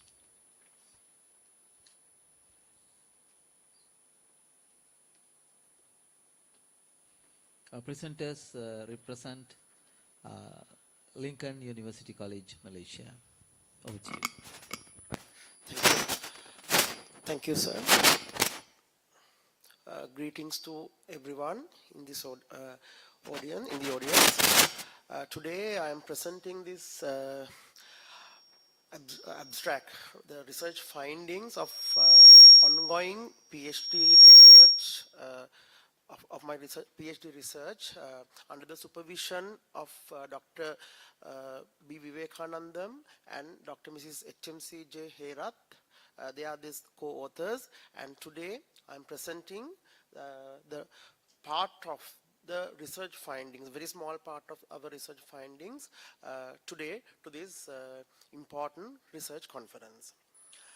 Moving on, now actually I don't think that we have to define any what is the smartphone. Everyone knows very well, right?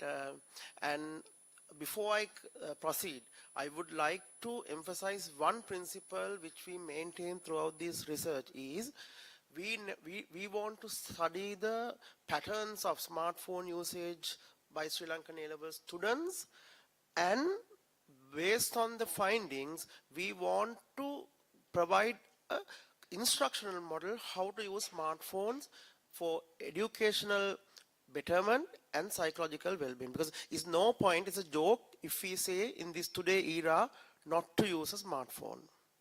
We want to develop a model which provide them guideline for a better smartphone usage. So this, according to best of my knowledge, this is the first in-depth study about smartphone usage patterns. I'm sorry if I'm mistaken, as per the available research, that's why I mentioned according to the best of my knowledge, this is the first in-depth study. So I'm not going to talk much about the background. We know, because everyone knows what is a smartphone is, and the key focus is investigating the usage patterns and their implications for academic outcomes. So the primary objective is investigate the usage patterns of the smartphone usage patterns of Sri Lankan A-level students with two specific objectives: to analyze the relationship between usage patterns and academic performance, and to recommend strategies for balanced smartphone use. So we want to see what sort of relationship is there, the smartphone usage, main purpose, and the academic performance. That's what the main goal of this particular paper or this particular portion of the study. We use a quantitative study, a questionnaire, as a research instrument. For this particular paper, it was a questionnaire and smartphone, a short version of smartphone addiction scale prepared by Kon and the Korean researcher and his team. It's an internationally accepted and widely used instrument to decide whether a particular child is or student or person is addicted to smartphones or not. But here I didn't use that part to this paper because the particular fragment, the focus is different. I used 506 A-level students based on a calculation considering the total population of the Sri Lankan A-level students in all districts of the country. And we use 6 leading 1AB schools in Colombo education zone. The reason for use 1AB Colombo zone is, I don't know whether you believe me, there is no particular place in the country, even the Telecommunication Regulation Commission even, I'm sorry to tell, there is no data about how many mobile smartphones are using in the country and what is their distribution district wise. What they say is, okay, more or less it is proportionate to the population of the district. So based on that, now the highest population is in Colombo district. Based on that, I selected the Colombo education zone. 1AB school is because that has all. 1AB schools means a school which provides with A-level classes. I think for this audience doesn't need any explanation. You all know better than me. So, but still, 1AB schools means schools with A-level sections, classes, science, biological science, physical science, commerce, arts, and other streams. So then I use random sampling method.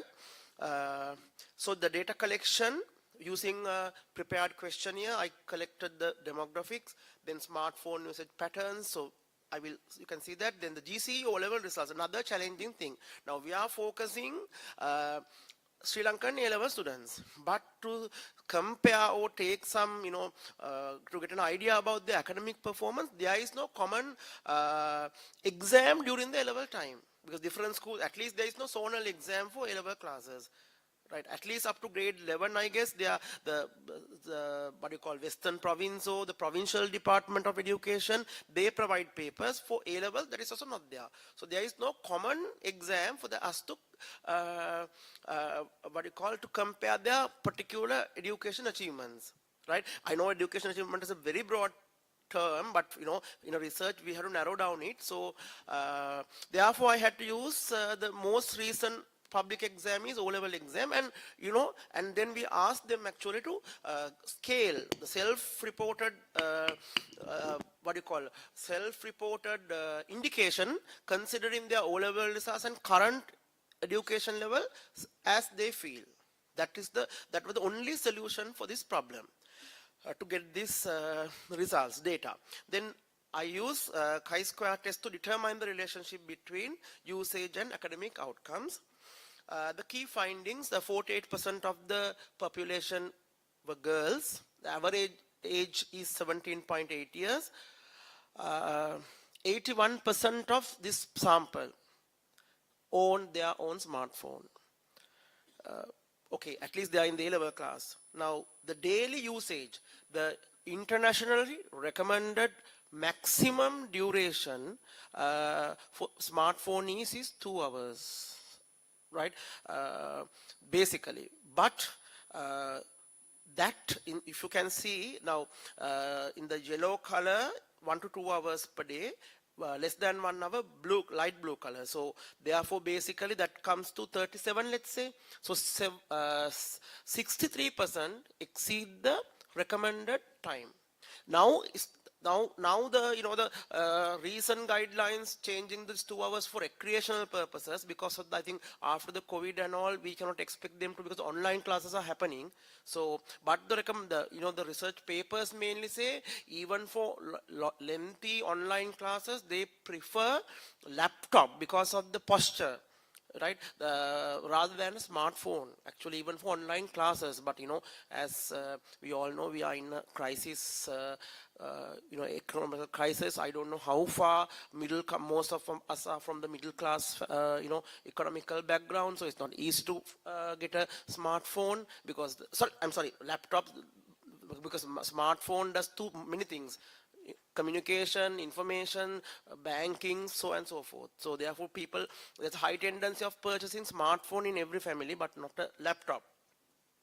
Then this is the bad thing. Now the bedtime smartphone usage, I mean, I don't know how practical. Recommended the American College of Pediatrics recommend at least to stop 2 hours when you go to bed, before you go to bed. But I don't know how practical. At least now say half an hour before. Now half an hour before, I mean, see now, if you look at now a few hours going to bed, I have indicated in dark blue, so 17.9. Then 30 minutes before is light orange, so that again added up to 36. That is 64 percentage of the sample is using smartphone just before the bed, and some are keeping until they fall asleep. That is of course 7.91, because that is not good, definitely, because that disturbs the sleeping cycle. There's a mechanism which I don't want to explain at here, because that disturbs the sleep cycle long term. So that is a concern. Then fortunately 52% believe that they are not addicted, whereas 37% of our A-level students are unsure whether they are addicted or not. Again 11% consider as they are addicted, and again there's a positive thing, at least as a members of the field of education, 44% of them used as mobile phone for educational purposes. That's a good sign, in my opinion, my personal opinion. Then 26 for entertainment, 24 for social communication. The lowest is for information and research, 6%. Right? Actually, if you look at 50% of the sample use smartphone for entertainment and social communication. Right. Then we asked them to self-report. Okay, what do you think about the smartphone usage of your smartphone use towards your education or impact? I mean, for the how does it affect your education? Well, again, it's quite interesting. Only 6% believe it is very positive, while 32 believe positive. You know, majority 39 say neutral. 20 and 3% respectively believe negative and 6 and 20 and 3% believe negative and very negative respectively. So 26% believe, actually 1/4, there's a negative impact. Then we check whether there's a correlation between their main purpose of education, main purpose of using smartphones, educational, entertainment, social communication, and research. So we check whether there is a relationship.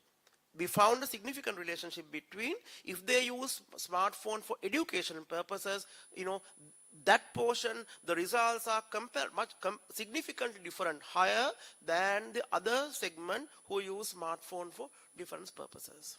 That was one of the main finding of this study. And excessive use for entertainment and social communication linked to lower performance. So based on that, now as I started, I believe now what we should do is, I was done in the first phase. My research has 3 phases. In the first phase, the basic analysis. Then second phase, I tried to get, I developed based on the research papers and, and the findings, a model that was sent to 22 experts in the field. There were very positive comments and very negative comments as well. So considering everything, again, I mean, I had to, upside down the instructional model because of some comments. So then now we have already developed the model, and now once the school starts in January, I am planning to, in the third phase, to see how effective is that instructional model. Because what I believe is, in this modern era, with no point of telling children to not to use smartphones, we should guide them, according to the guidelines given by child and adolescent psychiatrists, the professional bodies, the research papers, how to use smartphone. I always, resemble or compare a smartphone to a knife. Knife can help us in our life in many ways, as well as if we misuse it, okay, it can harm us very badly. So, that is, as a conclusion and recommendation, we should promote smartphone use for educational purposes, while limit recreational use to prevent distractions, and encourage parents and school to guide students developing balanced usage patterns. So that's all from my end. Thank you very much for your kind attention. Thank you, one and all. Thank you very much, Mr. Veerasinghe. That's a very valid and a timely research, I think. Our next presenter is going to be Ms. Kumari, DPCS. She's going to speak about a mixed method analysis of ChatGPT's ability to generate constructive feedback on ESL learners' written language production. Over to you.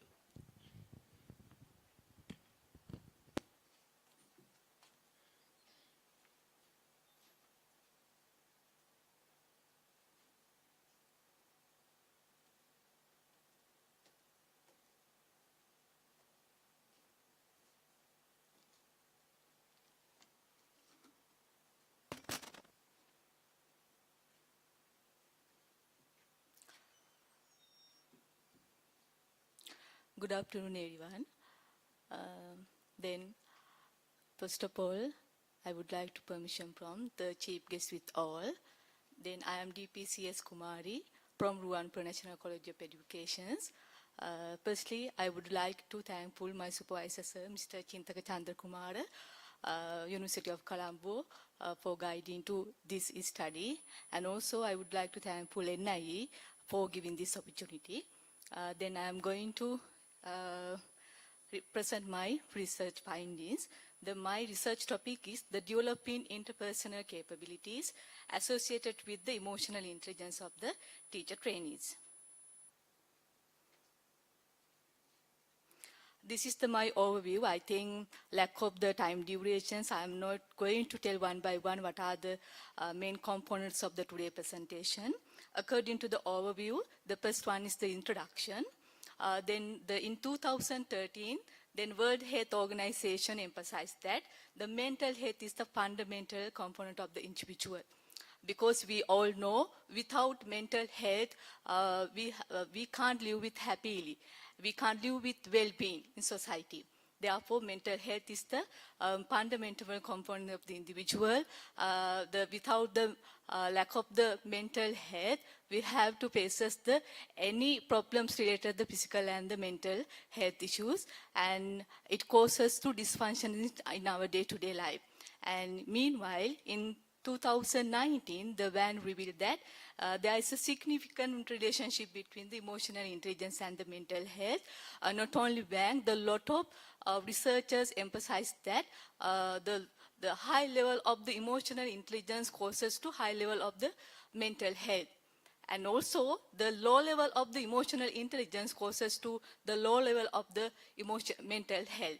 Therefore, in today, when we compare the emotional intelligence with the intelligent quotient, actually, the emotional intelligence is the most important than the intelligent quotient. Therefore, we have to study what is the emotional intelligence in deeply. Then, the emotional intelligence theory was introduced by the Daniel Goleman in 1995, and also he revised that the emotional intelligence as a framework in 2002. Then I think you can see this one. This is the framework. He introduced the 4 main components of the emotional intelligence framework. The first one, self-awareness, self-management, the social awareness, and the relationship management. And not only introducing, the Daniel Goleman emphasized that the emotional intelligence can be developed. And also, it means the emotional intelligence consists of various types of the experience. We all know the experience can be developed. Meanwhile, then in 2016, again, the second revealed that the emotional intelligence contribute to enhance the academic performance of the any students in the society. Therefore, in our research, we focus on how to develop the emotional intelligence. Especially we focus on the social awareness and the relationship management of the teacher trainees. For achieving our goal, mainly we selected 2 main research objectives. I think you can see all. The first one is the identify effective strategies for enhancing social awareness of the teacher trainees in relation to emotional intelligence. The second one is the identify effective strategies for enhancing relationship management of teacher trainees in relation to emotional intelligence. Then I want to tell something especially because they are the only main objectives of our research, but under the main 2 objectives, we studied the other components of the related social awareness and the relationship management. As example, under the social awareness, we studied how to develop empathy, organizational awareness, and service. And under the relationship management, we studied how to develop influence, the inspirational leadership, the developing others, the chain catalyst, the building bonds, the conflict management, and the teamwork with the collaboration. This is our methodology. Our approach is the mixed method approach. Under the mixed method approach, we use the concurrent design, and also our total sample is 220. In here, we selected the 200 teacher trainees and the 20 teacher educators from 4 National College of Education in Sri Lanka out of the 19 colleges. And the mainly we used 2 types of the data instruments, then questionnaires and the interviews. In here, we use the structured type questionnaire as the interview schedules for collecting data. And also, after collecting data, we analyze data with the mixed method approach. Therefore, mainly the collected quantitative data analyzed with the SPSS, and then the collected qualitative data, we analyze the content analysis. These are the findings. Then I want to tell something. Actually, I am included here only the main strategies. They suggested that, but we have the more strategies we found in our research. As example, the enhancing social awareness, under the empathy, they suggested as a quantitative data, we can use the listening for others. The percentage is the 90%, and the qualitative data, the oral activity, pair work with the attitude test, the aesthetic and the literature activities. And also I emphasize another one strategies, the focus on the enhancing the relationship management. Under the influence, we can develop using the sports and the group activities as a quantitative data. And as a qualitative data, we can use the self-criticism, self-interview with the interest. The lack of the time durations, I'm not going to explain all the findings, but this is the summary of our findings. Mainly, we identify the 2 types of the strategies to enhance the social awareness and the relationship management. Then you can see the 2 types are, the first one individual strategies, and the second one is the group activities, the group strategies. As an example, we can develop especially, I told you, we focus on the self-awareness and the relationship management related the interpersonal capabilities of the emotional intelligence. Then we identify the individual and the group strategies. As an example, we can enhance the social awareness and the relationship management through listening activity, the respect rules and regulations, the oral activity, the peer learning, the respect others, the self-criticism with the writing, the self-inventory, the reflection, the problem-based learning.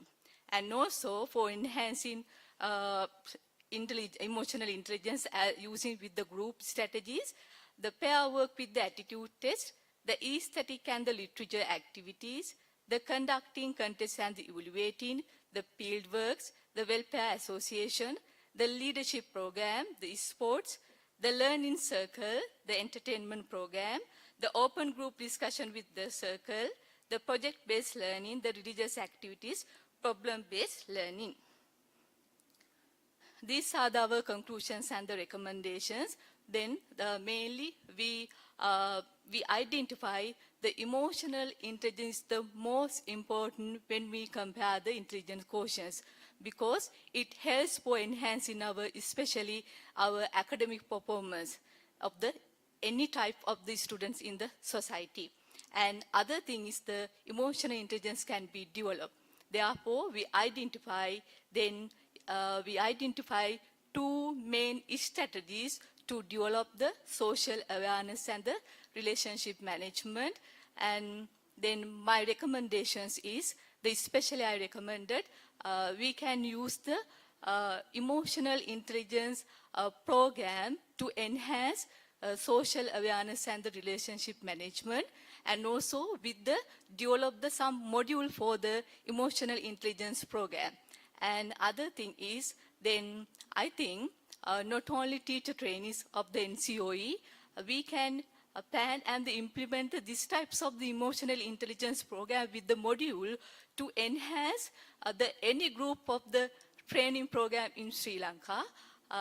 With these recommendations, I am going to wind up my present, and with this references list, I think you can see, and Finally, I am very thankful you all for listening to me attentively. Thank you again.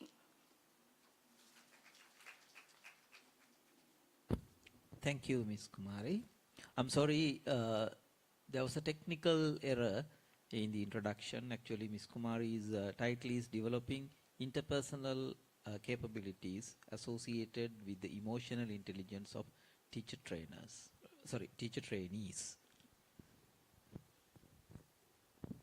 Do we have there's one more presenter.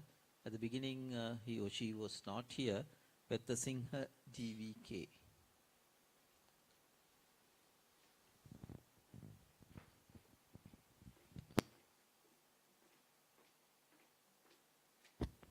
Ms. Vetha Singha is going to speak on application of Kahoot in teaching Chinese language, a case study of the University of Kelaniya, Sri Lanka, and she represents Langzhou University, China.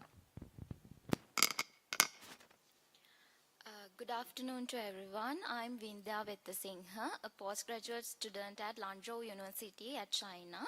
So today I will share my research topic on the application of Kahoot in teaching Chinese language, especially focusing on a case study at University of Kelaniya. So this is the contents of my today's presentation. And to begin, let me provide some context. Education today has gone through big changes because of the digital technology. So teaching a foreign language like Chinese can be challenging when it comes to maintaining student engagement. So Kahoot game-based learning platform offers an interactive solution for this issue. In my study, I focus on how using Kahoot can impact the way students learn the Chinese language. So looking at the background, we know traditional teaching methods sometimes fail to keep student engagement. And to solve this, blended learning combining online and offline teaching offers a better approach. And gamification like Kahoot encourage students to actively participate and learn on their own. So this study was done with second-year student, Chinese language student at the University of Kelaniya to see how effective it is. So let me move on to the research objectives. First, I wanted to evaluate how effective Kahoot is in teaching Chinese language at the University of Kelaniya. Second, I aim to assess how to Kahoot increase student enthusiasm and participation in class. And next, I focused on the measuring improvements in key areas like vocabulary, grammar, and culture knowledge. And another objective was to understand how Kahoot fosters teamwork and peer interaction among students. And I also explored how Kahoot supports personalized and independent learning experiences. Beyond that, my goal was to provide useful insights for teachers who want to use innovative teaching methods. And finally, I want to contribute to the broader field of digital learning in international language classroom. So these are the objectives that shape my study. Let me give a small introduction about Kahoot application. Kahoot is a game-based learning platform was launched in 2013.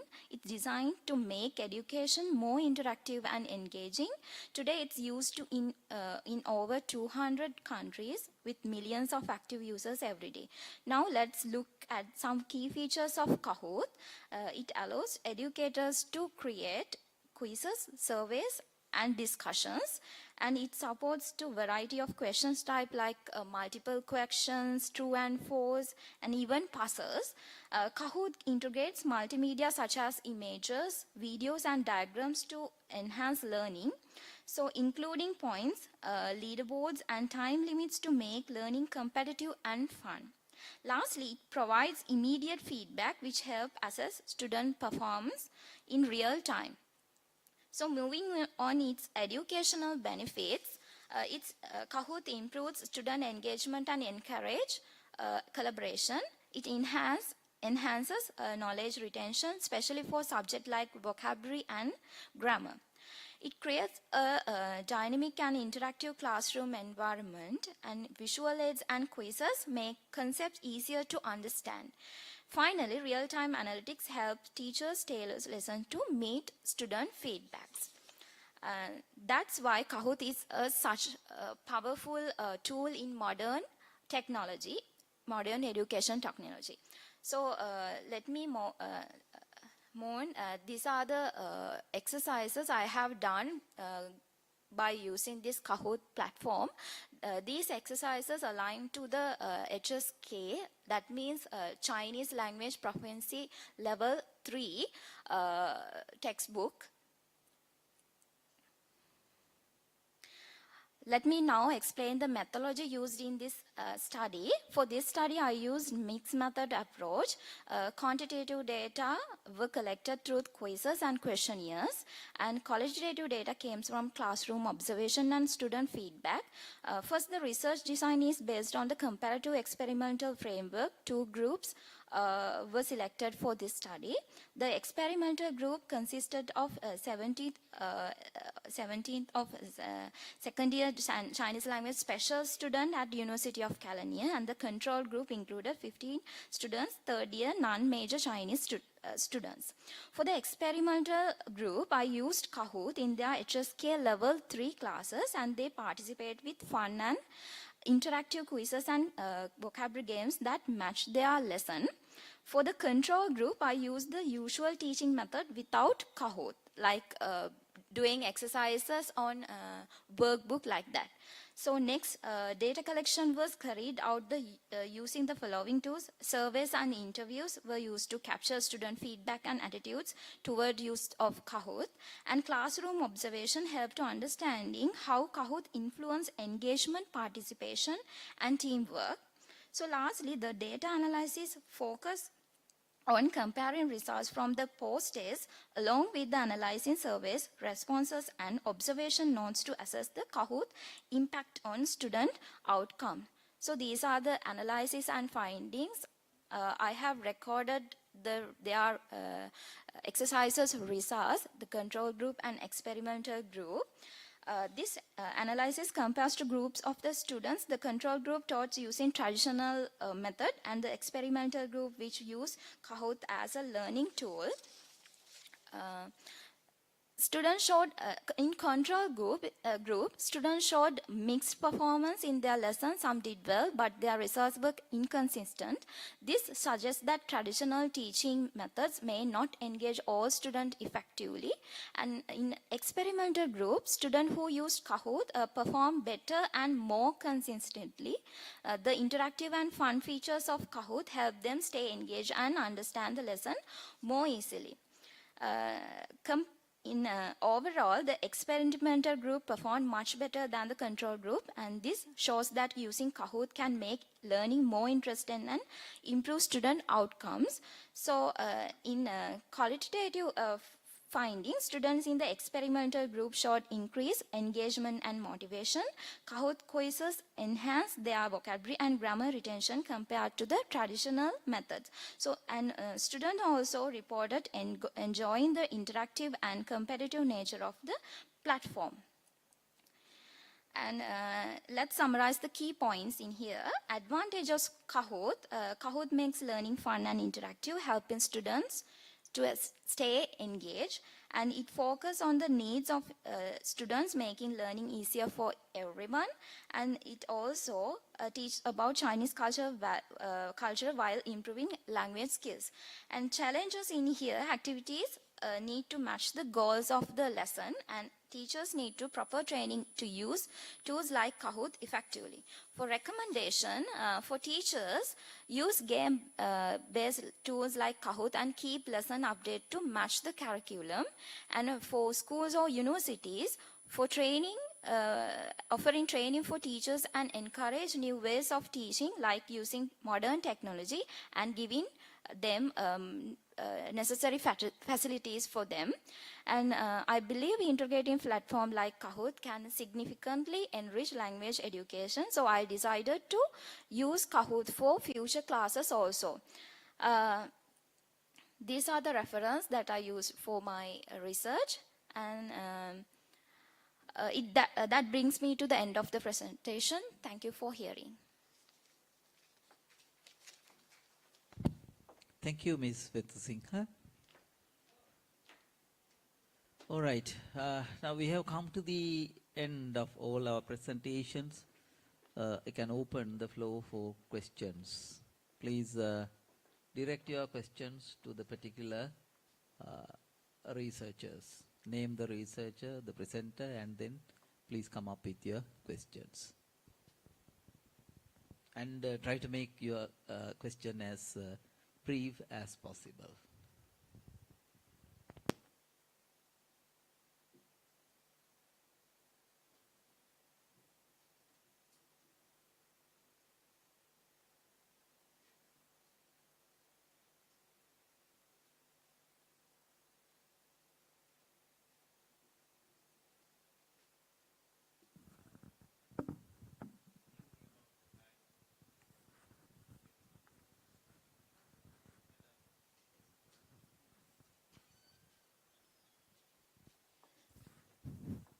This is the mobile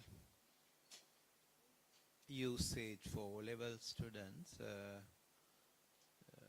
Yes, rather stopping this, I think I can agree that you are trying to give kind of how to use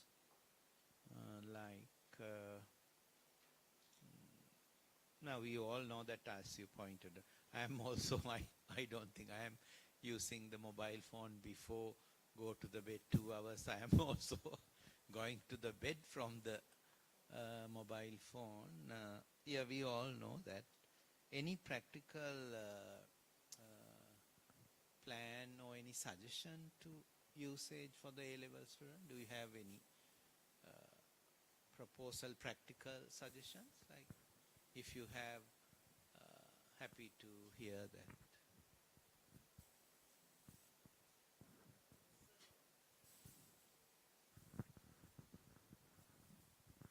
Yes, now we have it's we have developed and we are yet to see the effectiveness. But as I remember, I can tell sir the few suggestions. One thing is, now use a traditional alarm clock instead of taking the smartphone to the bed, because a lot of people use the smartphone for alarm purposes, and we suggest if in case now you want to use smartphone until just before the sleep, switch off there are certain filters now. Blue light has to be, there are certain settings that you can make in the smartphone that reduce that blue light. So go for those applications. Now if you give me 1 minute, sir, I'll quickly answer. I have the model in my phone.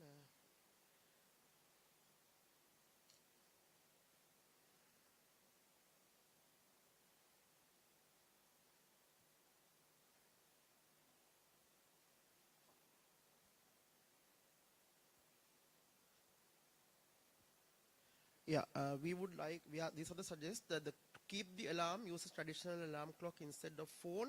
Then enable night mode or blue light filters if you are compelled to use smartphone until just before the bed, and do not keep your phone on the bed while sleeping. Read a book or meditate or engage other non-screen related relaxation techniques before bed.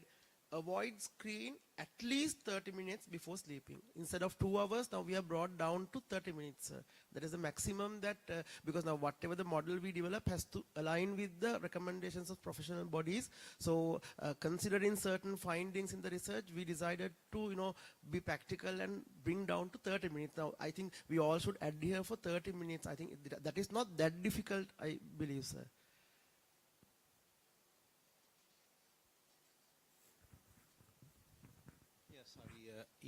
Now, yes, it is very hard to see whether they meditate. So I'm thinking if you can further proceed this, like give them effective programs to do with the mobile phones, like rather, advices are there from the parents, and I was thinking if you can give how to use for the academic purposes. They will feel that, my goodness, phone is really good. Like then, so through the mobile phone, if we can give some, I don't know, the technology people can do this. Otherwise, yeah, the doctors are also giving advices. This is harmful, but the thing is, they can enjoy now films even through the mobiles. Like definitely they are doing.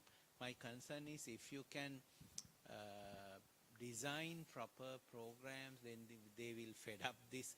We can promote this before bed. You can do this particular program, then they will naturally fed up and go to sleep. Like that type of strategies may be more effective than to do meditation. Like even I can take the mobile, I can sleep very calmly. My eyes are also very tired. Then very calmly I going to the bed, forgot all about the problems of the NIE. So if you just a proposal, if the technology people can design programs like our professor, that your presentation small now, for educational purposes like this, your field, this engineering field, like this AI usage, now we are at the stage of awareness on AI, like for our teachers, like we are struggling to give them how to balance the human intelligence and the artificial intelligence. So how about the Indian context? Like they are really, now in our case, if we, without any proper understanding of the role of the AI, we will be again another disaster. Like, so if we can proper use, how to guide them on proper usage and awareness, still balance of the human intelligence and the artificial intelligence. Do you have any proposals or strategies? Thank you, sir. It's a wonderful question to ask. The point is, may I stand and answer? Yeah, so that everybody can hear. So I am working in a technological university, and we are using a lot of AI in our works. If you have noticed, if anyone has noticed, my presentation was also prepared by AI. I just gave my inputs that these are my ideas, this is my research paper, and I want to focus on these particular aspects. You will be surprised that the entire presentation was prepared with the help of AI. But then we cannot totally depend on artificial intelligence unless we have human inputs. There is no comparison of human intelligence with artificial intelligence. Artificial intelligence can decorate things. It can make it more, with more decorations. But then unless there is a responsible person, or unless you yourself are responsible how to use it and how to take best use of AI. So you need, like we are nowadays, we are making our teachers to understand to what extent you can control AI. Firstly, you need to control AI, and then from controlling AI, you have to become a responsible AI user. So now this term is too much in use, responsible AI. So how can we make AI as a responsible user? And for that, firstly, we need to train our teachers, because our students, they have gone far and wide. They have gone far and wide. We are lagging behind. Our students have all the applications. Before we say something, they have the answer of it. So students, actually, they don't need even teachers nowadays in the class. They just tell, sir, you tell us the content, we will study on our own. So that change is coming, but but that cannot replace humans. AI cannot replace humans. We need more humans to control AI. So we need, and now from controlling AI, we have to move towards more responsible AI. So, and that could happen with more teacher training programs, with more experts giving us insight of how these things could be done. But anything which comes, it comes with because of convenience. When Google came, everybody started following Google because it was convenient. So this convenience is there, but with convenience comes responsibility also. So nowadays we are working on responsible AI, because this AI, if it continues like this, it is going to, because moment you write with this AI, moment you think something in your mind, AI will catch up and it will cater all those things in front of you. So your private life will not remain private. Somebody will just catch what's going on in your mind. So it has reached to that level. So we need to have this responsible AI, and we are working on it. Hopefully we can come out with more responsible things. Thank you. Thank you, Professor. Yeah.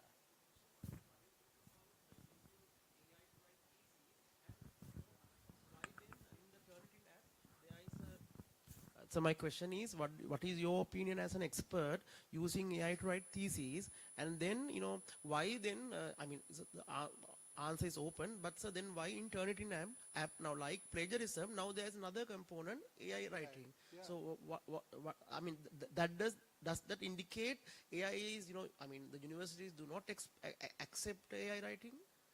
See, as teachers, I always tell this thing to my own colleagues, that before you give any homework or any assignment to the students, first you should use AI by yourself. Try to understand what language AI is using, what could be the possible answer. So firstly, we have to train ourselves about the use of AI. And once we are aware, then we can take help of AI to do better things for our students and for us. So I will generally frame questions keeping in my mind how the AI will answer. So firstly, I will keep AI into perspective. I will first do my own research, own homework on AI, and then according to that I will, and in the question itself I could mention, write your answer taking the help of AI. So that also could be done. And another thing is we have to be more smarter than the students. Though we are, but then when we give any assignment to the student, we ourselves should go through AI application. And now, as most of these plagiarism checker softwares have come up, in India we are using iAuthenticate, and in some places Turnitin is used. So that gives you the third option nowadays, that this particular part of the sentence or your thesis or the paragraph has been taken from, is framed with the help of AI. So the thing is, whether your idea has come into it or not, it cannot be just replication of the language of AI. So now you think of writing a poem, you give it to AI and AI will come up with a poem on a particular, but we cannot just copy it. That's where responsible AI comes. I don't suggest that we should take all the answers from AI, but human input should also be there. That's my take on this. Thank you, sir. Thank you. Thank you very much, Professor Yadav. Yes, Ms. Zarina.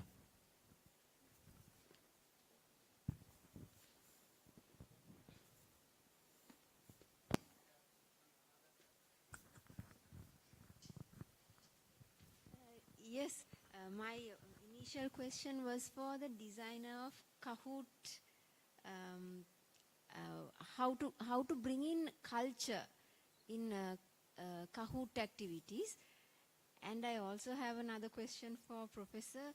As English teachers, how do we check how do we promote students' original writing in the age of AI? Okay, can I use my powers as the session chair, you can ask your question to Ms. Vetsinghe, Ms. Hussain, and over lunch, you can talk to our professor and get it clarified. Okay. Thank you.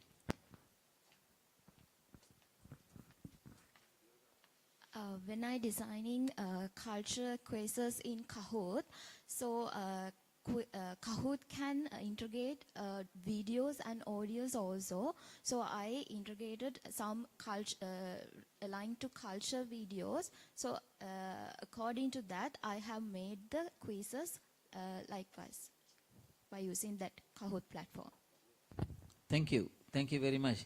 I think we are running short of time. We are much behind the schedule, and let's wind up the session. Before that, as the session chair, I want to thank all the presenters, and I also had a couple of questions and observations. I will come up with my observations and questions. You don't have to answer them. You can improve your research papers with these ideas. And one question was, of course, to the first presenter, Ms. Kumudumali De Silva. There, of course, the benchmarking 21st century skills framework, it was not clear in your because there are so many 21st century skills frameworks. What is the exact framework you used as the benchmark framework? That was one of the observations. And then I had another question to Ms. Hussain. That is, I don't want you to answer now, right? That is about how you can cooperate AI and science of learning to capture the development of the students and give feedback and to design their learning pathways. Right? That is, I think that will be a good value addition to your app. And the next one is, in our abstracts, of course, the technical aspects. So I noticed a couple of things like, your methodology, right? Because the abstract is the only thing we can inspire the reader to go deep into this research. There, of course, we have to be very careful when we write the abstract to mention our sample methodology, I mean, in a brief way. And the other thing was the research design. Some of the quasi-experimental research studies were misinterpreted. So please make sure when you write your research design, when you label your research design, to have a very good understanding of the research designs. These are some of the observations I made. So thank you very much for giving me support to conduct this session. Thank you very much. There were, all the research presentations were very, very inspiring, and I think you can go ahead with your research studies and contribute to the knowledge base. Thank you. Thank you very much. Let's go ahead with the presentation of certificates.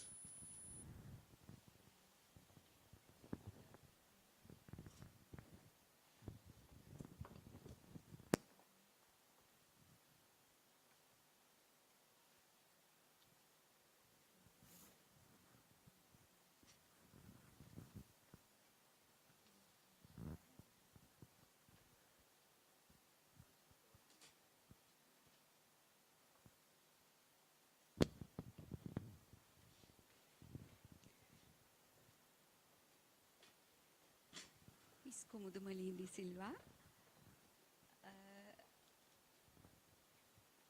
KRMS Ranasinghe, MSS Fernando.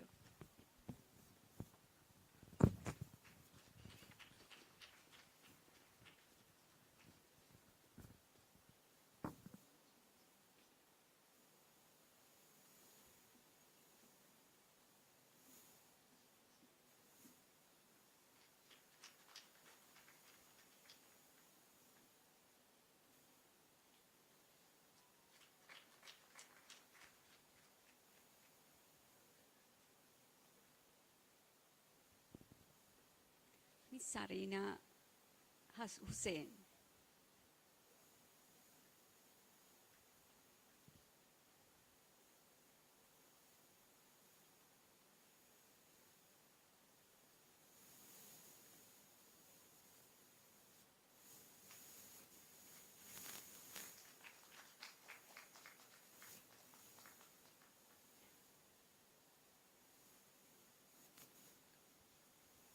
Next, Professor Mukesh Yadav.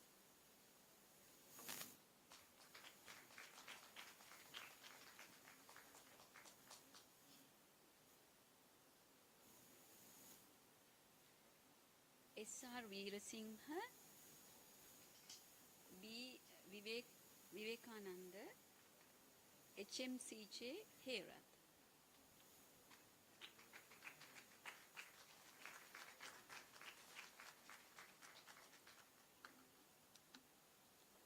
DPCS Kumari and C. Chandra Kumar.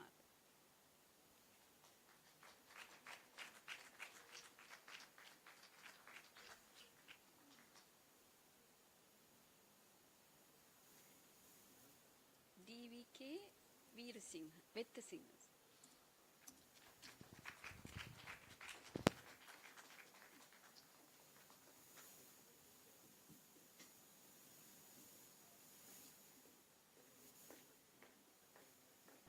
So we have come to the end of the first session, and I'm sorry the participants and all the session chairs for the sessions yet to come. I have taken much of your time. I'm sorry, and